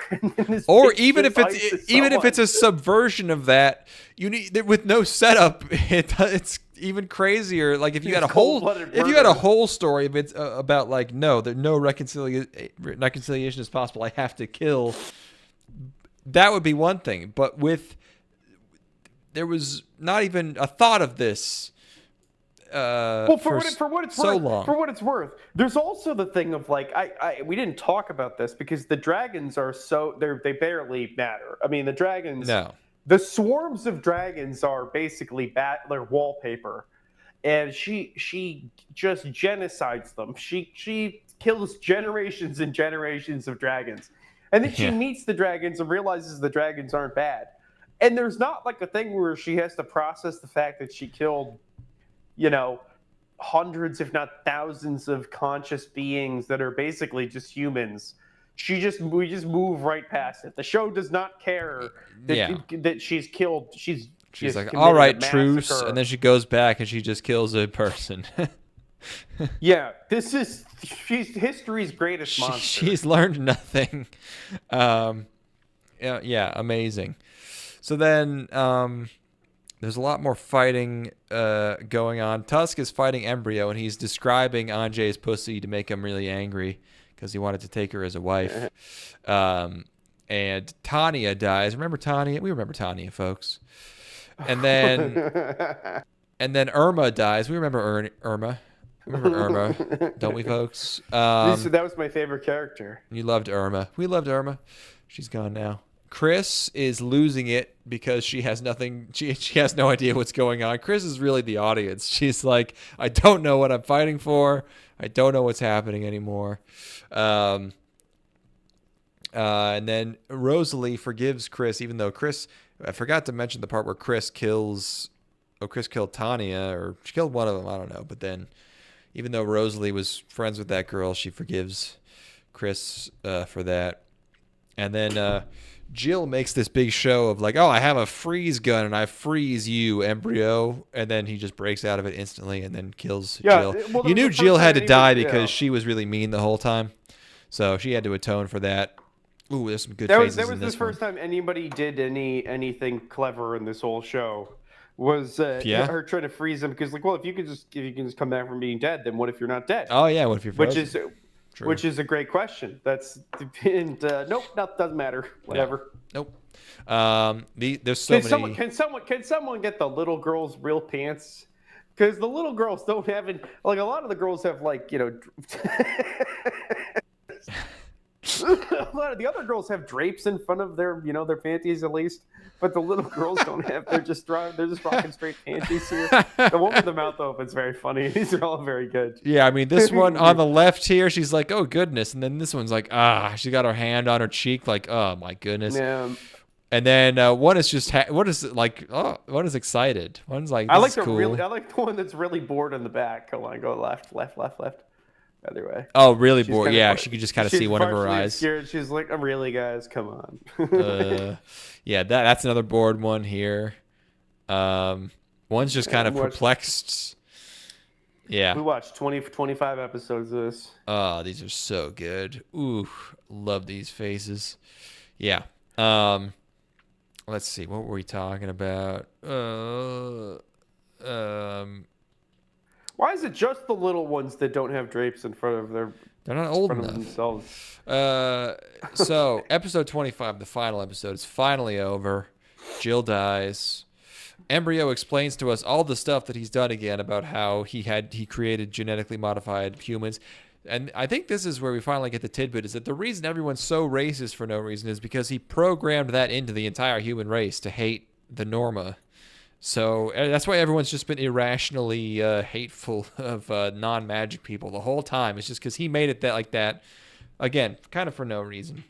This guy's such a fucker. But then also, he made everyone fantasy racist, but then the reason he wants to remake the world again is because everyone's fantasy racist? I don't know. I don't know what he wants to do. He does want to marry Ange. I don't know what he wants to do. I don't know what his powers are. He wants to marry Ange, but he can't just do it. He can't make her because she's got She's too much willpower, yeah. She got too much willpower to stop him, even though he's God. Even though he can split dimensions and fuse dimensions at his whim. He can't make one lady want him. No, love is the most powerful force in the universe. But he has Ange trapped in this non-dimensional in-between space, but everyone's able to find her because she sings and her song can be heard throughout the cosmos. They don't really. I don't know if they explain what the songs do. But they have powers. We mentioned that. And then they kill Embryo because in the interdimensional space he's in his real body, and then so that he can be physically killed. And then they kill him. And then there's like 2 minutes left in the show, and you're like, whoa, wait, are we gonna wrap all this up in like 2 minutes? Yes, everything is fixed now. And then someone, I swear to God, to cap this whole thing off, I'm being 100% real. Someone goes, what about the real world, which has been destroyed and is all rubble, and all the humans, it shows them, they're all dead, or the ones that aren't dead are like wandering around this Mad Max post-apocalyptic hellscape. And someone goes, but Ange, what about the human world? What about that? And she says, not my problem. That is the line. That is in the dub. She says, I even checked the dub. She says, why should I care? She's just like, whatever. And Wheelchair Girl is like wandering around as a raider, like pointing guns at people to steal stuff. But everyone's just left to fend for themselves. We really just cement that, like, she's just like, no, I hate people. Fuck them. I hate the humans. We've just gone from fantasy racism to fantasy reverse racism. She's learned nothing. She's gained more hate in her heart over the course of this show. She has gained no perspective. They're like, we've got our own island now. We're gonna make a place where we can hang out. And there you go. That's it. She makes a cafe to be patroned by like 30 other people. Yeah. it's we can't repopulate. We have no genetic material. We have one male. I don't think that's enough. It's not gonna work. Yeah. This is inexplicable. I mean, like, it's just one of those shows. They're just so they're just so focused on making things happen that there was not even an attempt to have a grander vision for this. It seems like there almost no. Actually, no. I'm going to say this. No aspect of this works. There is nothing not really. about this I can't say it does. On any no. level. There's the mechs are not cool. Nope. They're CG. The dragons don't make any sense. The characters are obnoxious at best and unlikable at worst. I mean, this is one of the last shots of the show. Is all of this crumbled rubble, and then it's all of our smiling characters superimposed transparently on the smoldering ruins of human civilization. There's no message. There are no themes. No. It looks bad. It's stupid and poorly written. The ecchi isn't even sexy, which is like the biggest sin of all. No, it is a complete failure on all fronts, which means that I have to let my cat out, and then we need to read mail reviews. I think that would be a great idea. What people has to say here. Oh yeah. Okay. Oh, it's attached to my. This might. I wonder if you are allowed to get something like this on your headstone. If I could just get a bunch of consonants, that's what I'm gonna say. I'm not even gonna tell them which ones. I'm gonna be like, just give me a bunch of consonants. Just jam it out. I would ask them to not put KKK on there if possible, but it's. Hey man, if the random numbers decide it, if Providence decides it, then so shall it be. I wonder, is there any code of conduct in graveyards? Like, can you put there's got to be things you're not allowed to say on your gravestone, like license plates, where you can't put certain things. Yeah, well, have people been told no for their dead relatives? No, you can't say that. It's probably going to come down to the people making the gravestones more so than the graveyards themselves. I don't think it gets that far a lot of the time. You think so? Yeah, maybe. I would think, yeah. All right, let's read. So I sent you one mail review already. We do have one here. One curated one, which is funny just because of the way that it opens versus the way that it ends. This is from Senti Onikawa. He had mixed feelings on it. Gave it a 6. I would be lying if I didn't say this series was dreadful. In fact, it's garbage. I want to get one thing. A 6. 6. Yeah, garbage. Above average. It's a 6. It's garbage. I want to get one thing out of the way before we continue, and that's that I don't think the characters themselves are horrible. Really? But that all the effort that did go into this series was clearly from the VAs and no one else. What? That is I knew we were going to find some crazy takes on this one. I did not expect that one. The best part, the voice acting. How does one sit by and watch a train wreck? Well, aren't you in for a ride? Cross Ange, Tenshi to Ryu no Rondo is what you get when you mix Gundam with the magical girl genre. What the fuck, dude? Name a single thing about this show that is magical girl. This show in particular, to get far enough into it to write a review requires such a broken person. Like, this is not a human. This is like, these are people that we're never going to understand their thought processes. They just have like three things in their mind. They have the concept of satire, they have the concept of magical girl, and they have like animation or voice acting. Like they don't have they're all distinct. Like they can't meld different concepts into each other. So their mental worlds are so narrow. Yeah, they're so everything's so sequestered off. Yeah, I can't. These people haven't lived their lives as humans. Is the only thing I can think of. Is like they've never like been a person who's walked through the world and interacted. This really with isn't anyone. even like a Mal problem or an anime fan weeb problem. It's just like you see people talk about movies or anything, and it's just like, yeah, really, no one actually. People are so incomplete. Like they're not even close to reaching like their potential. It's actually it's very sad, but no one has any idea how to engage with art in any way. I mean, it's there's no other way to say it. Yeah, I mean, they can't process it at all. They do not have the tools to do so. There's just a lack of critical thinking that people that like, I mean, a shocking amount of the population has, where they can't. Entertainment, how do I even say this? They can't discern between quality of entertainment. They just consume it, and there's no part during their consumption where they're processing the quality of it.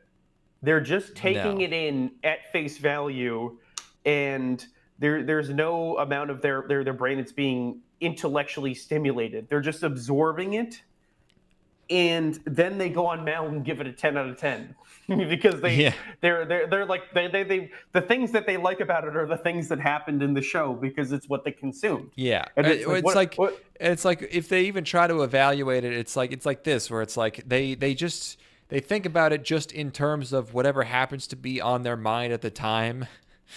So they're just like, how does this relate to like what I've been thinking about recently? So it's like this guy thinks about voice actors. So he's like, this was saved by the voice actors, clearly.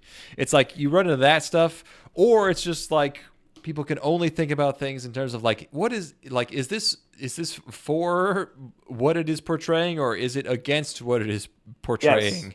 And that's all they could possibly comprehend. It's like people like there was something I saw recently. It was just like, it'll be some movie or some show or whatever that's actually like nuanced.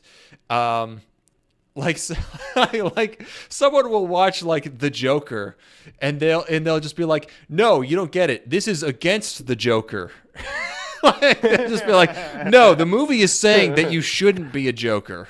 Like it's like that's the most they could possibly think about it. Like, they'll just be like, no, it's saying you shouldn't do this very specific thing that he does in the movie.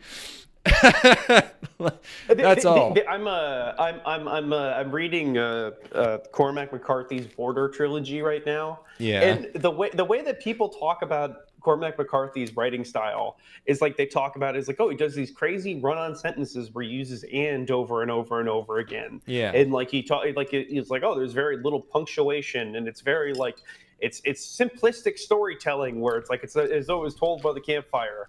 And these are the most complex, nuanced dynamics and relationships I have ever read in my life, because it's about the subtleties of human interaction. And I have such a complete, firm understanding of who these people are and like the nuances of them as people. And it's not, they don't have to explicitly tell you things. It's based on just action, and like the actions themselves inform the inner worlds of these characters, and it's like, this was something that freaked me out the other day. Was I never was aware of this, but do you know about like how there's like a basically just a graphic which is like, what if you were to envision an apple in your head? How much detail is there on the apple, right?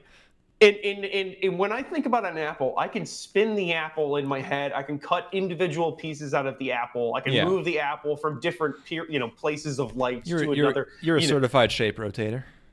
Yeah, no doubt. This is and the idea that there are people who on the scale of like apple with pings of light on it, and maybe a little bit of moisture versus like an apple that is just like the Apple logo is horrifying to me. Like what a significant proportion of people will say is they will be like, wait, you can see an apple? And there's two possibilities, which is that they can't envision the apple, or they're getting it confused, and like they think that you're literally seeing the apple with your eyes when you envision it. Which either way, they're just like their cognition is fundamentally different from yours. Yes. And, it's a problem either way. I had never considered this. Yeah. Like I just had not thought that like, okay, so like on a basic level, the way that people process information and are able to, I'm going through an existential crisis during reading these reviews, and this happens every time I open mail, and I don't like to look at it. I don't like to open that door and look inside because it's because most of the people in my life aren't this, and I get to live in this sort of I'm insulated. Yeah. From this, I've almost never engaged with these people, but they exist and they're out there. Yeah. Well, there's that tweet where it's like, you'll be talking to someone and you'll be like, oh, I definitely am just supposed to ride in on a horse once a year and collect 10% of these people's grains as tax and leave and not speak to them, Yeah.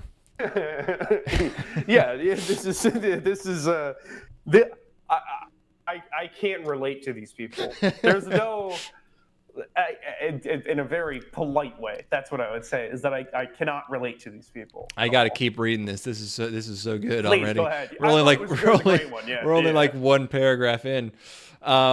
It's what you get when you mix Gundam with the magical girl genre and toss in some bad writing and worse animation. The series kicks off with Angelis, a princess of some kind, telling the mother of a Norma, the people who can't perform magic, that her kid is a freak and to stop giving birth. The next day, the pampered princess is revealed to be a Norma herself, and because her maid did everything magic-related for her, she didn't need to do it herself, and gets sent off to prison. After being bitch-slapped, near-raped, told she's trash, and essentially kicked into the mud, she grows a pair and becomes the equivalent of Buffy. Oh, no. Oh, this is guy who has only seen Boss Baby. He's getting some Boss Baby vibes from this. The equivalent of Buffy cosplaying Sailor Moon and piloting a Gundam. Oh my fucking god, dude! Wowie. The problems with the series isn't the characters. It's not. I quite enjoyed myself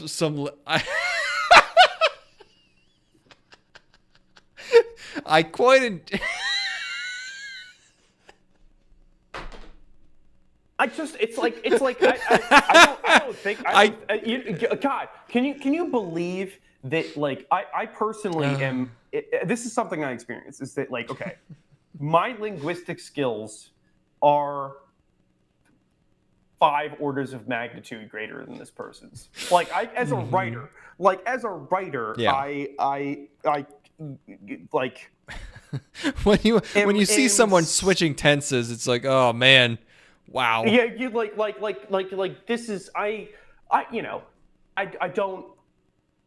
Sometimes I'll write, like I've written like the first 40 pages of like screenplays and stuff or books or whatever, and then like I'll go back and look at it and be like, I noticed that there's like some dumb stuff in here, or like this is a silly mistake, like why'd I write this? And then I think that this is what somebody's trying to do about a piece of existing material. Like this is the review somebody's writing about something that exists. All they have to do is articulate their opinion on something, and this Yeah. is what they're able to do. And I'm like, oh my god, I need to give myself more credit.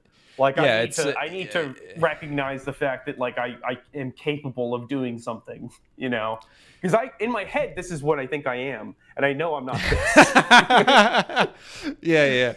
Yeah. Ace Combat 8 being announced has got me thinking about just writing my own Ace Combat game, because I could definitely write a whole game's worth of Ace Combat style dialogue, and I just need to get some nerd to program it for me. But like oh god,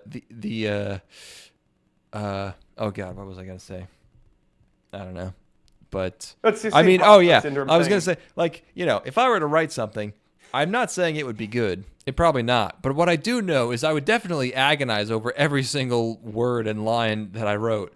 You know, and sure, would the end product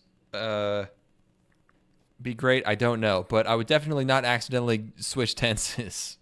So yeah, I probably would not end up writing something like, I quite enjoyed myself some lesbian relationships.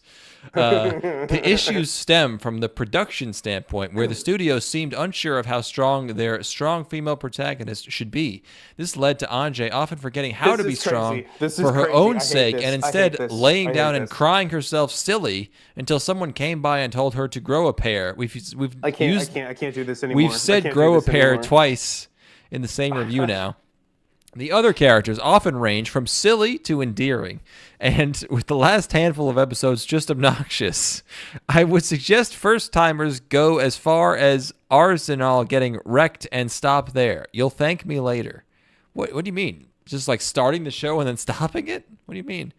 The animation is also pretty subpar, and that's complimenting the series. A lack of effort went into the mecha fights where it should have really shined, and at times you wonder what you're watching. The character design 6, by the way. The character designs are, for the most part, your usual fare. Your usual fare? I mean, I wouldn't really say that. The settings. That is zero information. Also, isn't fare F-A-R-E? This is F-A-I-R. Usual fare? Yes, correct. Yeah, I thought so. What were you saying? That's no saying it's usual character design. Compared to what? Yeah, like what was going on in 2014? Yeah, like Kokoro Connect. Yeah, there are 35, 40 shows coming out a season because it's 2014. What does that mean? He just wanted to say like he wasn't impressed by them, but yeah, he just said like, yeah, it's usual fare, because that's an expression. The settings and backdrops are unfortunately quote unquote okay. Despite the attempt at some interesting designs, I thought they were the usual fare. Are they interesting? The attempt at interesting designs. Come on, man. Yeah. Also, a lot of the fights take place over an ocean because period. Yeah, the attempt at interesting designs is such a non-statement. It's like, what's interesting about them? Why, if it's an attempt, why does it fail? Yes. What can I say about the music? Of course, it's an attempt at an interesting design. That's why you design things. Entertainment, dumbass. Oh no, I wanted to make a boring design this time. I just wanted to do something that wasn't interesting, actually. What can I say about the music? It's personal taste, but only the song the protagonist sings is memorable at best.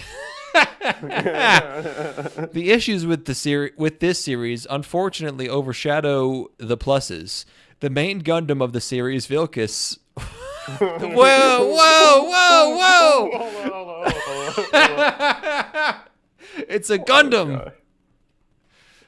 The main Gundam of the series, Vilcus, only exists to move the plot forwards, and perhaps self-aware of the fact it picks and chooses when to do so. This is now we've entered into a really weird realm where they're talking about like it was earlier in the review. They're like the show. The creators forget how, or they can't figure out exactly how badass they want the character to be. It's like the show forgets how badass she's supposed to be. It's like you are lost. You are like, this is not how you're supposed to process this. Yeah, I mean, this is yeah, I mean, I don't even want to make fun of this guy because like I'm not even trying to appear, you know. This is just like, I'm so virtuous because of how high-minded and cultured I am compared to you. But like, I really just feel bad for this person because he's going through the world and he just has no idea what the fuck is going on. No, this is anthropology is what we're doing here. Yeah, this is important work. Yeah. Here, I need to go pee. Yeah, I'll just finish this off. Please do. We got the more villain reviews. is hilariously bad. Honestly, the villain probably not the worst part of the show because he's just the villain embryo. I mean, he really is just kind of a Palpatine. Like, he's just pure evil. He's immortal. He just kind of wants to fuck. Probably my favorite character, actually. So, kind of a disagreement we have there. The villain is hilariously bad and suffers from being a horny fuck. That's why I like him. Who has gone 1,000 years without, period. 1,000 years without. Yes, that's the reason he sucks at his job so bad. He hasn't had any in 1,000 years. The protagonist earns her applause. Earns her applause. See, that's an expression that you just learned, and you're applying it incorrectly. The protagonist earns her applause by telling him so and to go fuck himself right before doing the deed for him. What? She doesn't have sex with him. That doesn't make any sense. That's not what happens. In fact, see, okay, he's starting a sentence off with "in fact," even though it's not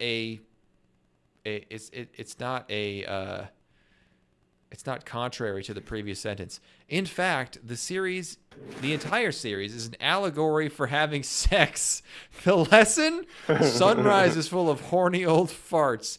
Now go watch something better. 6 out of 10. The 6 out of 10 thing is the thing that really drew my attention. That's this a is really garbage. Yeah. That's a classic 2000s video game reviewer. Like, this is the worst thing I've ever played in my life. 6 out of 10. Yeah. Man, that was just one review. Oh my god.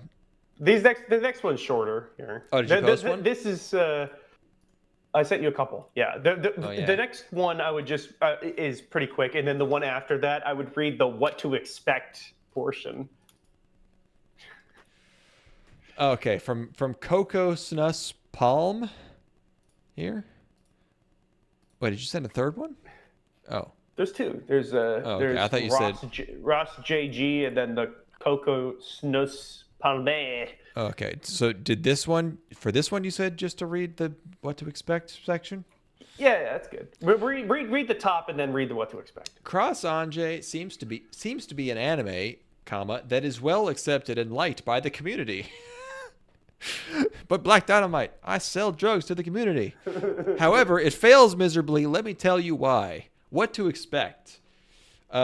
These are bullet points now. Cruelty. Oh my god. Cruelty. Cruelty. Disconimity. Unnarcomptious. Cruelty, discriminity, and a rotten world. Discriminity. That's a great one. Oh my fucking god, that's so good. Quite a decent female lead. Many say she rocks. Good OST. Disagree. Gundam-like vehicles. What do we call those? Fan service. Yuri fan service. That gets its own bullet point. Almost all female cast. Pleasing to the eyes. Battle suites that barely cover the skin. This is the most Indian thing I've ever read. Pleasing. Oh, you are pleasing to the eyes, my beauty. Wide variety of genres. Romance, for example. What a crazy variety. Yeah, we have fight and we have romance. Unilogical stuff happens, as well as plot holes.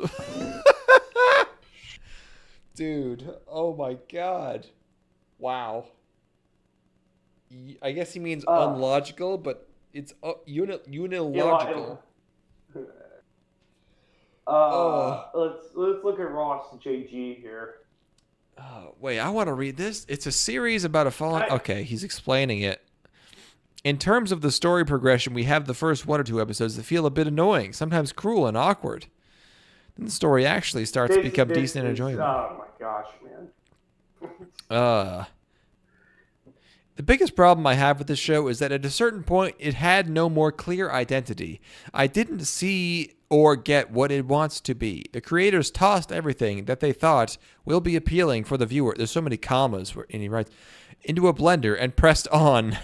The outcome is a smoothie that tastes like everything, but you can't really define one of the flavors exactly, nor does any of them stand out. Its purpose is that it's a drink for everyone. Imagine you watching an episode and there's some really cruel shit happening. Lots of blood, people dying, corpses burning. Then the next episode, you feel like you are watching an awkward slice of life romance with supposedly humoric elements. The next episode, you are in a post-apocalyptic Asian style like Wonder World. And after that, guess what? Pure Michael Bay action, armored combat in mechas above the sea with many explosions. Feels awkward, man. You know, he's not entirely wrong, but his way of explaining it is very funny. Oh my gosh. Oh my goodness. This is I could read these for hours. I honestly, this might have made all of the show worth it, is to read these. If you want a show that's like, if you want a review here that is, it feels like somebody has a lot of things on their mind that they're dumping into the review. I've got this one from Ross JG, the one above, the one I sent, the one that you just read. The one that I just read. I sent 2. There should be. You're not seeing one there? Hold on, let me send it again. Oh wait, what's the one I read at the beginning?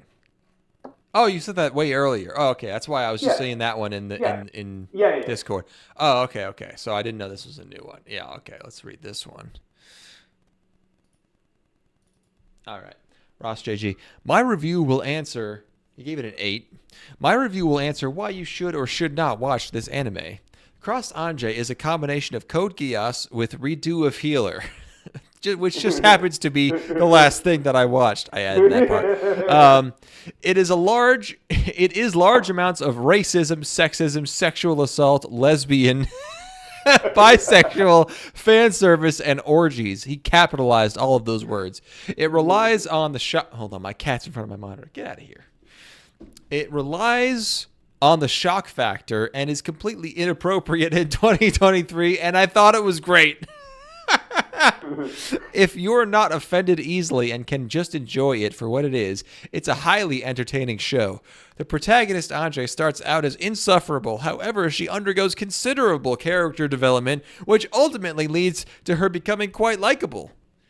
If you enjoy character development is a thing that I think has actually destroyed a lot of people's brains as a term, because they can't define what the things are that change within them. They just say character development. It's before and after. And there's never a moment where they talk about what the things are that made these people change. You know, it's just character development. Yeah, it's just like people know that character development means the thing is good. And so if it's good, that means it must have had character development. He's doing like a backwards causality thing in his head. Yeah. She becomes quite likable. If you enjoy edgy anime, for example, Redo of Healer, Mirai Nikki also sucks. School Days. Oh my God, this guy likes only shit. Everything he likes is garbage. Wow. Then this anime is for you. This anime really should have a MAL rating of 7.8 to 8.1. That is very specific. It overall has a decent story and is unpredictable. I guess I'll give him the unpredictable part. The 7.4 rating is mainly because of the second sentence above in my review and how people can be easily offended, thus giving it a rating of 1 out of 10. I recommend Cross Ange. So he thinks people were too soft. Yeah. No, you have to. By the way, you have to go back up and get to the second sentence, not just aforementioned. Don't just reword the thing you said. Yeah. Yes. previously mentioned unacceptable, non-politically correct content. Yes. No, just gotta go back and reference it. Okay, let's see what else we got. There's so many reviews. Oh boy, this is going to be quite the controversial review to make. The main reason because of how much the show has really made the people who watched it so divided by those who think it's good and those who think it's bad. That's such a run-on. It's always good to start your review by addressing the other reviews people have written rather than just starting entirely from your own perspective. I'll try to go into detail as to explain what are the pros and cons of this show and maybe dwell on why so many people either hate it or dislike it.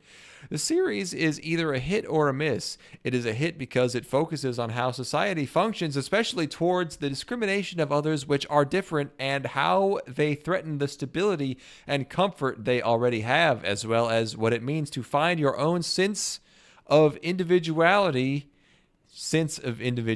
and sense of moral. He said it's not a typo. He said he spelled sense as since twice. Sense of individuality, sense of moral towards around you, especially of the main. Whoa. Run that back. Okay, want me to start from the beginning of the sentence? Yeah, please. The series is either a hit or a miss. Ellipses. It is a hit because it focuses a lot on how society functions, especially towards the discrimination of others which are different and how they threaten the stability and comfort they already have, as well as what it means to find your own sense of individuality and sense of moral towards around you, especially of the main heroine who developed from a spoiled, rotten, and naive individual into a strong, intelligent, wise, and caring leader. That was one sentence, the entire thing. I don't like how the before and afters that they're describing for Ange are not accurate at all. No. I like that they've watched a completely different show than I have. That's good. Okay. But it can also be a miss because of the highly controversial subjects and the extremities of certain scenes, as well plot holes and plot armor some of the characters get. I don't know what happened at the studio that produced it, but you can practically speculate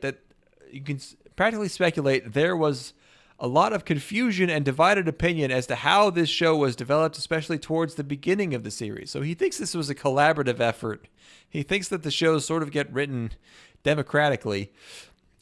As a matter of fact, if you compare the first 5 or so episodes to the rest of the series, it is like watching two different shows altogether. The animation was fantastic at times, especially in the fight scenes, but in others the animation looked sloppy and messed up. The soundtrack, on the other hand, was probably the best thing the show had, and the singing of the actors was superb for the most part. The characters were the second best thing of that the series had, and their development throughout the show was something good to see, especially the main heroine as well as few of the side characters. But they are not perfect, as there were a few character flaws that were really obvious or just too cliche that sometimes it makes you want to cringe. And while the main characters and a few of the side characters did get proper development, others were not so lucky in that some of them just simply hid in the background and never got much to say or do at all. I like that the characters aren't so lucky. I like that it's not like it's poorly written. It's like those characters didn't get so lucky. Those people that are real were unfortunate in how they were treated by this show. It's just the way this is written is just like almost impossible to. It's like mind numbing, where it's just like every sentence is a way insane run-on sentence, and everything is like this could have been as this and as to this, and also. But it could not this be like this. The sec jokes and fan service, hyphenated, might appeal to those who like it and not so much for those who don't, especially... Incredibly. Especially since some of the fan service and jokes were used... were so overused and repetitive that it makes you sick to watch after a while. Thankfully, these things dropped as the series went on and were not as much frequent as they were in the beginning. At the end, I would say this show is either a hit or a miss, depending on what a person is actually expecting from the show. There is also the old saying that this show is so bad that it is good, and the series would definitely be a perfect example for that. Bottom line, wait, no, run that back. Run that one back, please, that sentence. There is also that old saying that a show is so bad that it is good, and this series would definitely be a perfect example for that. Bottom line, as an enjoyment, I would rate it an 8. However, as a whole series, taking into account actually story writing, plot development, animation, and characters, flaws, and derps, I would rate this as 6.75, as the show really could have been done better. What made it enjoyable despite this was mostly that by the middle of the series actually starts to thrive and use its flaws to make it more fun to watch. It's thriving. I see. Yeah, it's in its element. This is actually killing my soul. It's making me like people less, and it's like watching Now You See Me. Person. Yeah. It's exactly what it's like. It's making me a darker person. I'm regressing in my love of humanity, my embrace my fellow man. This is we got another one here. Just sent by Curie117. This is a Halo fan. Oh, okay. Oh man, yeah. There's so many. They're all so good. Despite this show, by the way, we should do you even talk about this? This has a 7.3 7.38 on Mal. This is a 0, as close to a 0 as you could really get. This is like basically completely devoid of merit. I mean, look, I was not bored because this was a 25 episode series. It was not difficult for me to watch. I would watch 4 or 5 episodes in a row without wanting to kill myself. For that, I think it's got to get at least, let's give it a 4. Let's give it a solid 4. You know? Can you round it down to a 3? I would take a 3, sure. We could send a 3 on this. So like if we were to just kind of balance out the sort of like pure artistic merit with the just reality of this being something you can do with your time, like in the grand scheme of things. Yes. Which, like, comparing it to like things like, I don't know, staring at the wall, you know, like is it actively so displeasurable to consume? That I'd rather be pounding nails into my hands. No, so like it's technically not a total in this scale that exists within Mal, which is very broad. It's not a total 0. But it's not screeching noise over like white static on the screen. Yeah. Did you get far away from your mic? You gotta get back close. I'm sorry, my mic did fall in my lap here. Yeah. It's not screeching noise that I have to like have playing through my speakers at a loud volume. You know. Yes. But it is still really bad. Now we've got another one here. Anyways, this guy, 10 out of 10. Despite the score this has on Mal, despite some of the reviews this is getting, this is undoubtedly one of the GOATs of the industry. This review's from 2022. So he's watching this 8 years later. The story is amazing.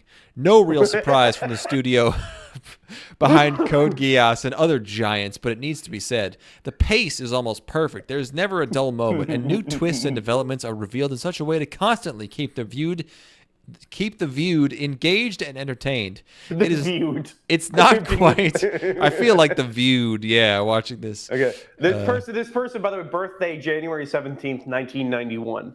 Lives in New York. Oh no! Go on. No.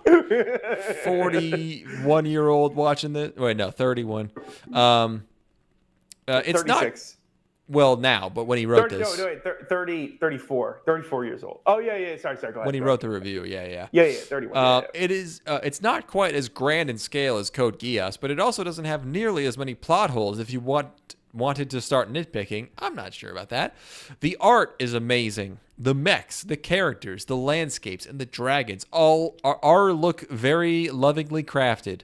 Nothing to complain about here. To follow up on this, the animation is also great. The use of 3D is done well and doesn't trigger Uncanny Valley for these giant robots. Don't want Uncanny Valley with the giant robots. The sound is amazing. So he said these are all separate sentences. The story is amazing. The art is amazing. The sound is amazing. Code Geass is a 9. No, this is really strange because I've kind of gotten meta here. I've dove into their review history. Yeah. If you look at their list of other 10 out of 10s, almost everything else makes reasonable amounts of sense. Yeah. This is crazy. Go on. Sorry. Please keep going. The first opening theme is an absolute banger. It sucks. And the second opening theme, as well as the 2 credit songs, are also amazing. Also really not memorable. They're really bad. The voice actresses absolutely kill it with the El Ragna song that is a key theme to the show. The song is a theme to the show. And all the voice actors and accesses did an amazing job with their characters. The characters are the main reason I'm personally considering this a personal greatest of all time show. Every single main and side character has massive attention paid to having their character develop through the show. And some start out well-liked and through their actions become someone you're rooting against. Some start off antagonistic and you'll end up really enjoying where they take that character. Some are antagonistic, go through a redemption arc, and then become disliked again. I could go on. This is for what it's just going on record here. This is one of the worst supporting casts I've ever seen in a show. Yeah, absolutely nothing. I would say that the characters are beyond the absurdity of the plot. The biggest issue with this is that they are all completely bland and unlikable and nothing. Yeah. The point is that each main and side character was paid massive attention to. Most importantly, each change the characters go through makes sense. They react and change appropriately to the actions and events going on in the show. What this means is like when someone gets raped, they get angry in the show, by the way. It is awesome to see. The team that put this together did an absolutely wonderful job with the layers upon layers of character development in this show.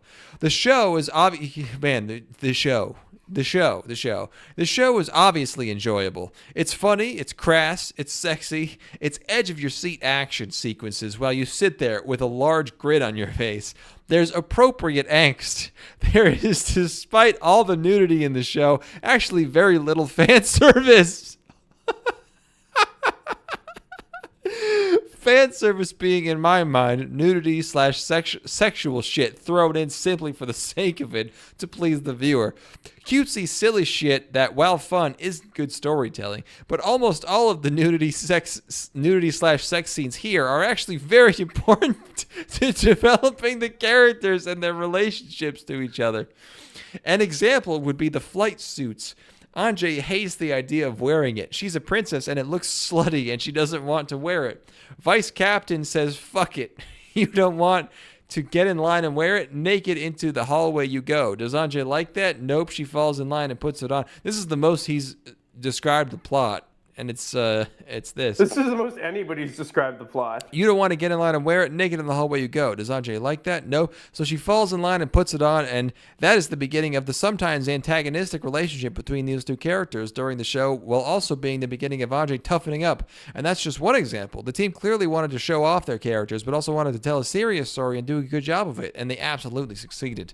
I'll say it again. All in all, this is a GOAT of the industry. If you like mecha genre, you need to give it a watch. If you don't like mecha genre, you should probably still give this a watch. I was very close to not checking this out due to the aggregate score on this website, but I'm very glad that I did. 10 out of 10. Yeah, anime, never really watched much of it. Yeah, thanks. I mean, I know my friends talk about it a lot. Yeah, I know some people that like anime, but yeah, I just have never really gotten into it. This was so important to the industry. Yeah, just not really like a huge anime person, personally. Thank you. I mean, again, I know that a lot of people enter that, and it's really popular now. But no, anime podcast, never done one of those now. No, just because, again, not huge anime fan because people have recommended me some things, and I just find it kind of crass, Yeah, I mean, Just yeah, doesn't. there's so many like nines I'm seeing, and it's just like, you know, like they're not really worth reading because they're all just they're we pretty much they're pretty much all this. It's just like they're so describing a show that we did not see. It's not even they're just completely These outside of people are on reality. ketamine. Like are they on ketamine or something? Cross Ange is a brutal emotional anime in many ways. You will not like the characters in the beginning. In fact, I hated most of them. But this is because you are viewing broken characters that are trying to cope with the aftermath of being rejected by society. The beginning is intriguing and full of emotional lurches. It can be hard to stick with, but I'd say give it a chance. There are redeeming elements, and it goes somewhere interesting. What I'm most interested in is low scores, but for the wrong reasons. That would be very funny. Yeah, I just sent a couple more over. There's one you could read the first one, which is literally just a Spanish person translating theirs into English, which is very funny. But yeah, let me see if I can find a good low score here. Oh, you sent more? A couple more in there, yeah. We got Algo Give me that Algo Putaku Algo one. Potaku. No capital letters. Many tits and many lesbian things here and there. Very poor at all the truth.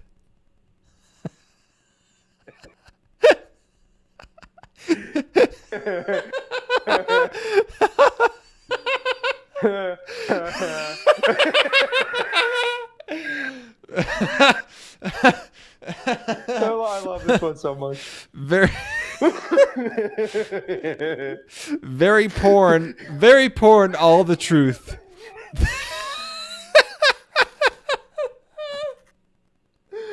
Lightheaded.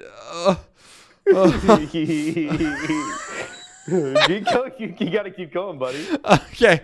I'm finding the plot is interesting, but half warm. This is because it does not kill characters.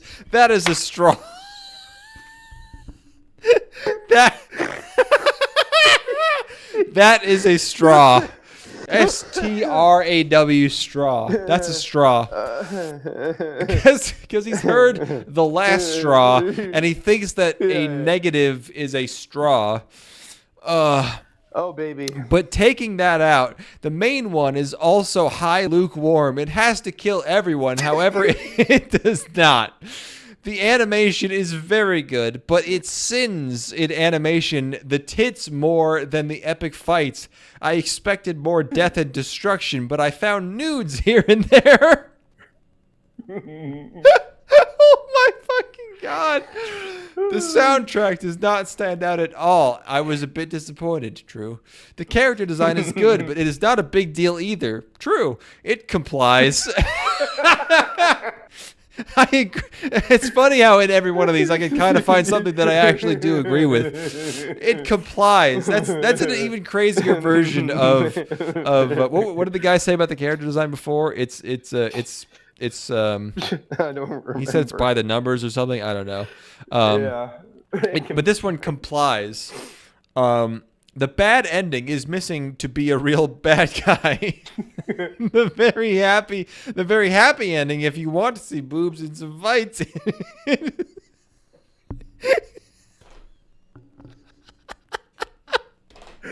Yeah, baby.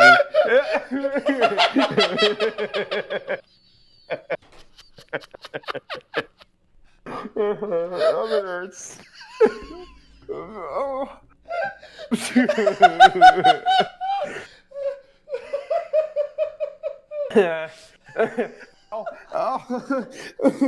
Oh, my body's still not ready to laugh like this. I'm crying. Finish it. Finish the review. Start the sentence from the beginning and finish it. I'll go put effort into writing this. You have God, to read it. I just gave myself a nosebleed. Hold on. I think I just fucking popped my lung. I seriously have a nosebleed. Oh god.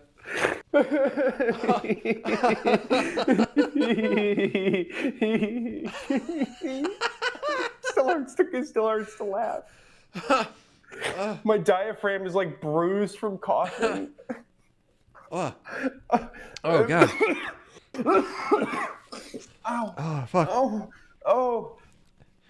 Oh, for real, not a joke. My nose is bleeding. Oh, okay. Oh, I Jesus have a Christ. stitch. If you I have a want to stitch. see boobs and fights, it is recommended. And Espanol. Oh, okay. He says it again in Espanol. He started with English though. The bad ending is missing to be a real bad guy. Oh, I'm crying. I don't know if we can get any better than that. I'm gonna keep looking. We're not. But I don't know if we can top that one, bad boy. that's incredible. I'm causing- gonna sort by mixed feelings. I'm causing written. real damage to my body doing this. There are apparently no well-written mixed feeling reviews according to Mal. I'm gonna have badly What? written mixed feelings. You said another one, right? Oh no, that was the. Oh, Sadness Guaranteed. We didn't do. Oh gosh. I sent one. Yeah, we didn't do Sadness Guaranteed. Yeah, Says. this one's not gonna pop off the screen. Yeah, I but- mean, this isn't his ESL, I bet. A very well executed mecha anime that deserves much of the praise it can get.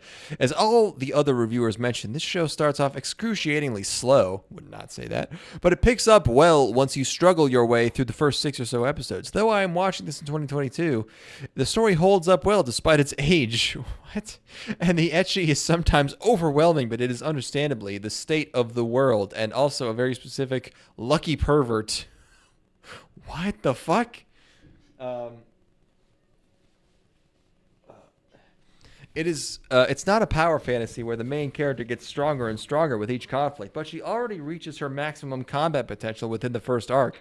There is very little quote unquote. These are normal things that people should think about. That's the way that a human being should process. Yeah, media, yeah. is exactly how Power powerful levels. somebody is. There is very little quote. Friendship is magic.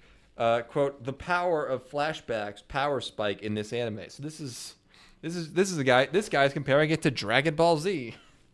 Why? I don't know. She already reaches her. Oh wait, yeah. They have everything they need in the first 10 episodes, and the rest of the anime they learn how to use it and learn how to fight together, learn how to get over each individual's trauma. This is nice. This is a nice, clear-cut, digestible case of autism here. Yeah. Where it's very much about procurement and data analysis. Yeah, I think of this anime in terms of resource acquisition. The characters all grow and develop together, and yes, they're all idiots, but they're lovable idiots that go through hardship and tough times. No character is infallible. They all have their pasts, their motivations, and their weaknesses. None of them have pasts. No. Do expect some plot armor, though, but at least it's not blatantly written, and the characters do learn whether right or wrong from their mistakes. The villain is well written despite breaking character at the end. What? But it feels satisfying to defeat such an overpowered character. All in all, great anime.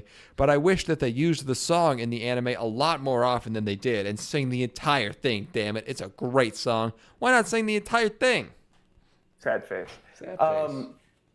The more that people use plot armor, the less I understand what plot armor actually means. Well, no one dies in this show, pretty much. Yeah. So I guess that's what they mean. I don't think about that. I got a mixed review here. This is a 6. Oh, Katome yeah. Gumi 10.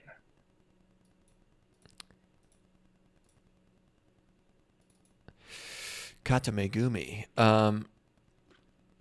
In modern times, Sunrise mostly try any kind of idea that can flavor the genre of mecha. There's some manipulative, this is like in Freeverse, manipulative protagonists with random tactics, Code Geass, Space Vampire, Valvrave, gay version of MS Gundam, Gundam Seed.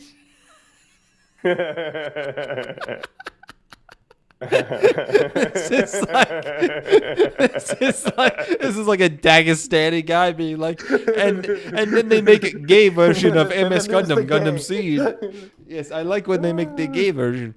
And then they mix the lesbian and mecha with a lot of fan service, singing in the middle of the mech battle as power-ups, since the mech is kind of resemble of Macross and Gundam Seed design. And the result is Cross Ange. The plot is all over the place. The very first time you watch it, the very first you notice is a lot of nudity. For a non-hentai show, it has a lot of fan service and not enough mecha battle or even plot progression. Well, if you watch it so that you can fap, you can found it to be good. But if you watch good story and a mech battle, you will be disappointed. The only thing that you can remember in this show after you finish it is some revenge plot. They fight dragon in another dimension, lesbian chick with very revealing clothes, the rape scenes, and the Kira Yamato 2.0 wannabe. The mech design is cool. The transformation is good, but the mech looks like a combination of Strike Freedom and Batroid mode in Macross. The mech battle is repetitive. They circle each other, then spam some guns, then clash with sword. Typical Gundam Seed fight scenes with a lot of reusing scenes. The character design looks like they belong in some eroge visual novel. Well, it almost like hentai, so I don't mind much. There's rapist antagonist that wants to bang the FMC. He doesn't have depth or whatever. Porpoise is just to be hated by the viewers. The FMC is bisexual. She has sex with a male lead, and then she kissed the other FMC in the final ep. The relationship is mess up. The only good thing in this series is the mech design. So he liked the mech design. Oh, wowie, wow.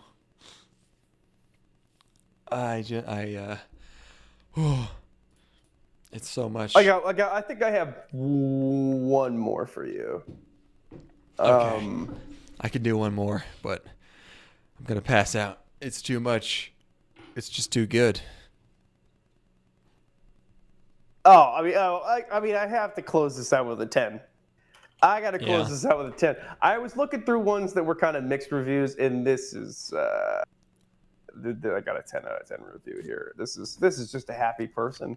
Do you want to be happy? Why are you such a bummer all the time? Don't you want to be happy with the people that like this thing? Why don't we just have a good time? Yeah, why don't you enjoy this? Yeah, why are you fucking such a dick? This is from Sevens Dran. That's a cool name. All right. What is it? Sevens Gran? Sevens Dran. Dran. Cross Ange is a fascinating 2010s mecha anime. The reputation it had before I watched it was a, quote, so bad it's good, end quote type how, cause sexual content, question mark? I think. No one's ever specified. It's just bad, people say it's bad. And instead what I got was just straight up modern day Go Nagai-esque show. Just unadulterated drama and edge, mostly in the flavor of prison drama, and just a kind of real tale of overcoming tragedy and a fantastical story of women riding mechs to kill dragons. Like most of the cast being women who pilot mechs is very commendable, including a female protag. And in this type of story, genuinely, if this was a live action story, it would probably get more respect because online anime fans aren't that honest with themselves. There always has to be some backhandedness about sexual content or being genuine in positivity or optimism. It's kind of a tragedy. And tragedy is the line that connects everything in Cross Ange. What a transition. That's right there. Yeah, that's big brained. Our heroine Ange is a princess who quickly loses that world in a blink of an eye because of her brother, and she herself isn't that great a person at first. She's full-blown discriminatory against her fellow prison pilots. Yes, that's right, she's a prisoner, but also the prisoners are relied upon to keep the extraterrestrial dragons at bay. I mean, yes, she's also discriminatory, but a weakened racist royal is nothing compared to the prison's head prisoner/pilot with a lesbian harem who needs some action to, quote, break in the newbie. The tone initially of Cross Ange is a kind of dire, the nasty world of the prison Imagine itself. reading this without having seen the show. Like, imagine trying to follow any of the, because as we're going through this, I can kind of piece this together here, but without having any context, there's no possible way you could follow this, I think. Go on. Which, I mean, Please. you're probably not reading a review unless you've seen it, I guess. Maybe, I don't know. The nasty world of the prison itself, and also Ange's resistance to being a pilot or working with the people, quote, below her. Our hero isn't really a hero, and even though this is a secret society secretly defending the world, the other pilots don't feel like heroes either. Everyone just seems awful in their own way. But no matter who you are, you're facing some sort of struggle, but there's always the next day to look forward to and overcome challenges. And Ange does indeed overcome herself and the prison, as bumpy as that road is. And that's where we get to the more fun stuff, because there's more than just direness in this show. I mean, the characters pilot a cool plane mecha hybrid machine. Nana Mizuki sings the OP and voices the heroine. The insert songs. You know it's mecha when there's insert songs. Also, there's dragons. Did I mention they're fighting dragons? Epic sauce? Oh, and also sex. Yeah, it's simply epic, my fellow Redditor. Oh, and also sex. Yeah, we also got some sex and sex jokes sprinkled in there for good measure. Just the full human experience spectrum on here. It sounds like he's being sarcastic. I don't know if this is an ironic 10 or not. It's amazing how Cross Ange balances direness and fantastical, raw and goofy. Cross Ange is just very genre savvy about a lot of things. Direness. Peril.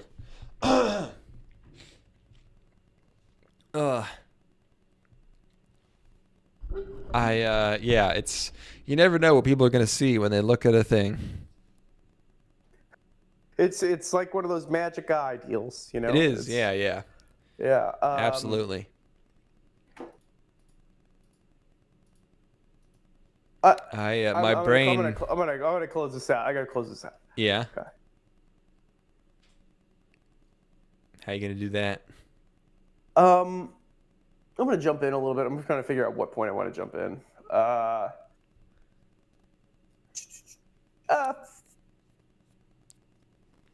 Fuck it. I'm just gonna read the entire thing. Okay. You want a cute little montage of forest survival? They got you. The hero gets sick, so the rest of the crew have to take over until they're better? Yes, sir. Prison escape? Hell yeah. We've seen this genre of mal review before, where it's just like they're just like naming things that no one has ever really wanted and are not like things that make a piece of entertainment good. It's just like, yo, we got bicycles, check. We got fucking going to school, check. A magical dog that grants wishes and then goes to a store and buys candy, check. It's like, no, that's not a checklist that anyone has ever had before.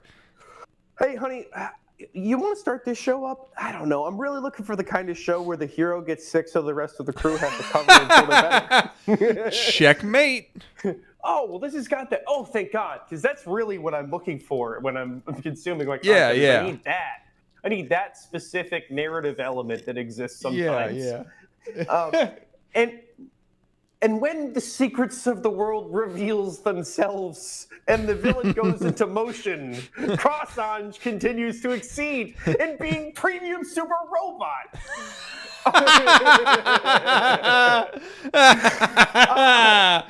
Yes, dude. Vilcus, destroy this strange utopia caused by a deluded man. It's a command, apparently. Yeah. Oh yeah. It's also pretty clear the kids anime Shadowverse took inspiration from Cross Ange's villain. So that's something to think about. That is something to think about. In all the hooey, this show is bad discourse. Some kids in the 2020s have grown up on a variant of Cross Ange's villain. Now, if that isn't a meaningful impact, I don't know what is. That's really fucking making me think. That's really actually. It's incredible to think this show invented that type of guy. He's just like evil rich guy. Yeah. Evil guy who dresses fancy. Yeah, evil fancy rapist. Yeah. Yeah, they got an evil fancy rapist in Pokemon the movie 2000, and nobody talks about how that influences Cross Ange. I feel that Cross Ange would resonate most with people who have been less than fortunate. The feeling of getting by with just something to depth sight what's been lost. That's like one episode It's where she doesn't have stuff. It's utilized a raw and dire experience to illustrate a heroine who rises above the flawed world she was born and suffered in. It's great. Cross Ange is great. I want to do one of these. This is fun. Hold on, It always sounds like they're trying to convince themselves. It's like the show is really good and the show is great and the music is great and the animation's great. I like this one. Hold on. This is from Art Rad. First few episode, I thinked how boring anime, and I hoped it's gonna be better and interesting anime. Later, after few episode, it's went interesting after she found the boy, and I understood that anime gonna be good. It's maybe for older kids. Like 50. It's maybe for older kids like 15 plus or something. But I recommend anyway because it's interesting and good ending. What I hoped. Good luck with watching. There is some ecchi moments. Yep. But it's good because the anime will go down if there wouldn't be this type of story. Mm-hmm. I hope that they're gonna be second season. Good luck with watching, and I hope watchers enjoy it. Reviewers rating 7. Good luck out there, watchers. Okay, all right. This is real. I'm loving this. I wish I had read all these. Me when the makers makes a good piece of content for me to consume. All right, here we go. A racist, bisexual, pampered princess of a utopian world gets thrown into a military penal colony full of mech piloting sexually frustrated. I like how it refers to her as racist and bisexual, even as if she's not like those things in two completely separate points in the story. She starts the show as racist and bi. Yeah. She's just like from the rip, scene 1. Okay, I have to restart this because this is all one sentence. Ooh. I'm gonna take a deep breath. A racist, bisexual, pampered princess of a utopian world gets thrown into a military penal colony full of mech-piloting, sexually frustrated women prone to lesbianism in order to fight multiverse dragons trying to eat everyone and leading to a fight with quote-unquote God himself, who just happens to be a 1,000-year-old cucked neckbeard. Yeah. What a ride this anime was. Honest to God, you have to be prepared to go all the way with this show because it has more twists and turns than a highway intersection in Houston. And the main villain is so obnoxious you'll be tempted to fast forward episodes just to see their nutsack be split open with tweezers so that you can have catharsis. The villain was the only character I liked. Animation, art, general visuals, 9 out of 10. The show looks great. The animation is pretty solid. The mech action deserves extra praise because it's full of beautiful looking battle mechs that spit out more rounds than the hillbilly guns in the US combined. But it's more than just mechs. We get beautiful female bodies in every episode. Perfect breasts and thighs galore. You won't find this many sizzling chicks anywhere. And they do more than just sit pretty. They get themselves some ecchi action to boot. Good stuff. Sound, music, voice acting, 9 out of 10. On point across the board. Some solid OPs and EDs. We have some nice soundtracks during the show. We get peaceful and emotional music. We get action tracks. Voice acting is very nice across the board. From battle cries to moans. Couldn't ask for much more. I also love going back how like the review that's like most derisive of the antagonist is also like the horniest. He's just like, yeah, this guy's a total loser. He's nothing like me. Neckbeard incel. Anyways, we got bodies everywhere. We go ahead flapping titties all beautiful over the place. Bodies and thighs and butts and boobs. Lips. Yeah. Story, European. 7 out of 10.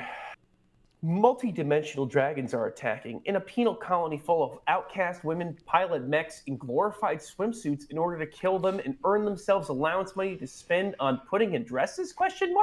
That's how it starts. It's true. I won't spoil more, but yeah, it's something. Yep. I'll have to be honest.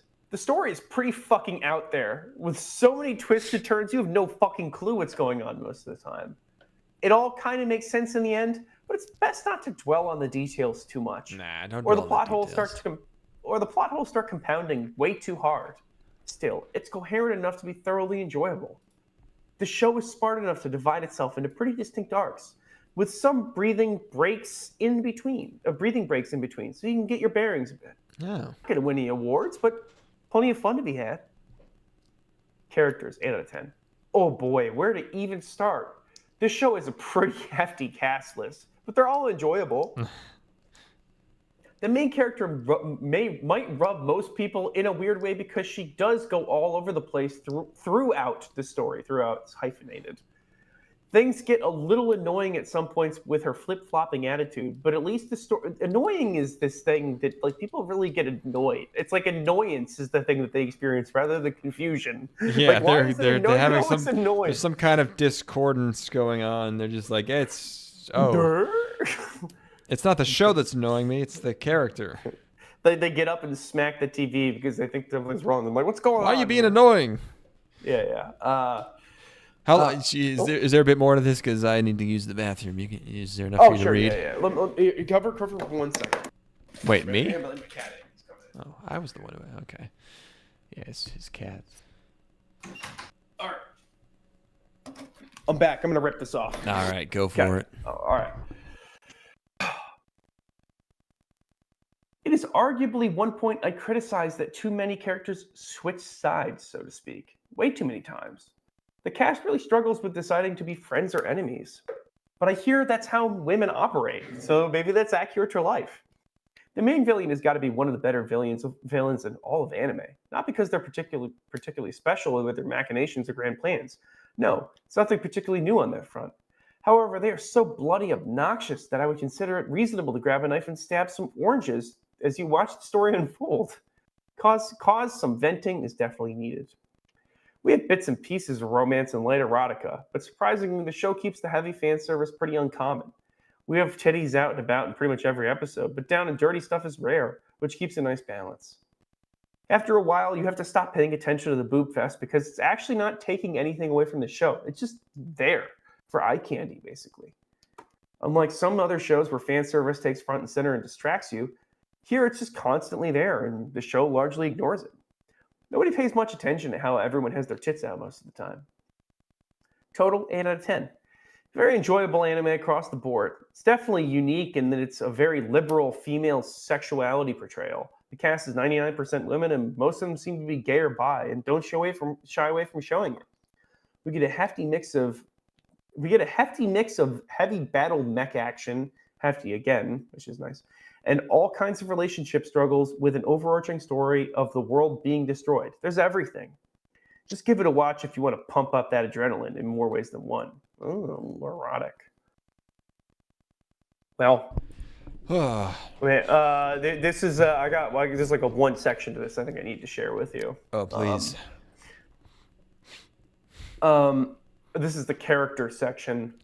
The supporting cast is pretty good too. We have some really straight shooters whose personality is locked in as hard as stone, and we have those who hide more than one secret and flip-flop all over the place. It is arguably one point I'd criticize that too many characters, quote-unquote, switch sides, so to speak, way too many times. They do. The cast really struggles with deciding whether to be friends or enemies. But I hear that's how women operate, so it may be accurate to life. Based. Yeah. Mm-hmm. Yep. So true. I'm glad that because something we like to do on this show is we're not so certain that we're the arbiters of what is good and what is not good. We like to share the platform with other people whose opinions also matter. Yeah. And we like to deliver them in as good faith as possible because we don't want people to think that we're judging other people's perspectives on these things. Like we're not trying to color other people's perspectives by making them look illiterate or stupid or like they can't understand media or they shouldn't have access to a computer or or like they should be in a mine somewhere. Yeah, they can't vote. Like you shouldn't be able to vote. Yeah. Yeah, anything like that, or maybe just like straight up just castrated. Like these aren't things that we wouldn't say these things. I would because we never don't. say that. Well, I'm not saying that your mail reviews, the fact that you've even written a mail review, should be a basis for you not being able to procreate. But it's a thing that other people say, and we're fighting against that by showing that mail users are in fact capable of independent thought. So, anyway, There's just so much thought going on. Yeah, it's. I mean, there's a lot of thinking here. This is a lot of thinky thinks. It's overwhelming to me. There's steam pouring out of my ears from having read that much. As I'm reading these things, my own perspectives are being inundated with challenged. ideas. Yeah, I'm being challenged, and then my mind is expanding, and I'm a richer person now than I was mere moments ago before I read that review. Like, I feel like I now understand my fellow man better. I understand how other people have moved through the world, and that's worth something. Just like watching this anime, just like watching 25 episodes of this garbage has enriched me. I now have a better grasp on the world. I understand myself more, Yeah, and that's what it's all about. It's about understanding. At the end of the day. It's about I've taken my cross Ange world and my real world, and I've merged them together. And now there's rocks falling all over the place, and we'll be spending some time just kind of consolidating, just reconciling these things. These different aspects of yourself. I'm going to be a beautiful, more sexy person after that. Yeah, because you have such good character development. Like, that's the thing I've noticed about you throughout this episode. I can be a little annoying, but overall I had good character development, and I was very good. At the beginning of this podcast, I didn't like you. but then at the end, you still didn't like me, but in a different way. Yeah, well, there was a period in there where I did, because you sang really good, and I liked the song that you sang, and I wish you had sung the whole song. That would have been great if you had, because you're drawn well. You're like a good-looking, drawn character. Yeah. And you have the tits in the ass that I'm looking for. You are ecchi. You're giving me edgy scenes, but not in a way that's crass. These aren't like, it's not over-the-top ecchi. This isn't like a porn. This is like the nudity is just there, Yeah, I sort of provide an ecchi that's good for kids 14 and up. Yeah, 15 plus. 15 plus older ecchi, kids. Yeah. Yeah, probably for older kids. But no fan service, just ecchi. Yeah, it's just this fan service stuff. You're lesbians. You are lesbians. I'm a bisexual with lesbian tendencies. Yeah, you're a racist bisexual. You started the episode as a racist bisexual. Yeah, this is crazy. That happened. Yeah, that happened. Yeah, for sure. Yeah, it's well, it was that was really something. There was a lot of direness in there. The episode was quote unquote so bad it's good.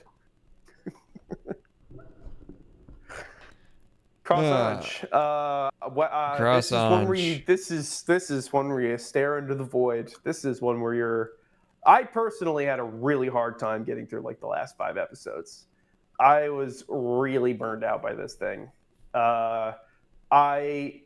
There was a lot of funny stuff in there, and there were a couple of episodes where it really like kept my attention because a lot of stupid shit was happening.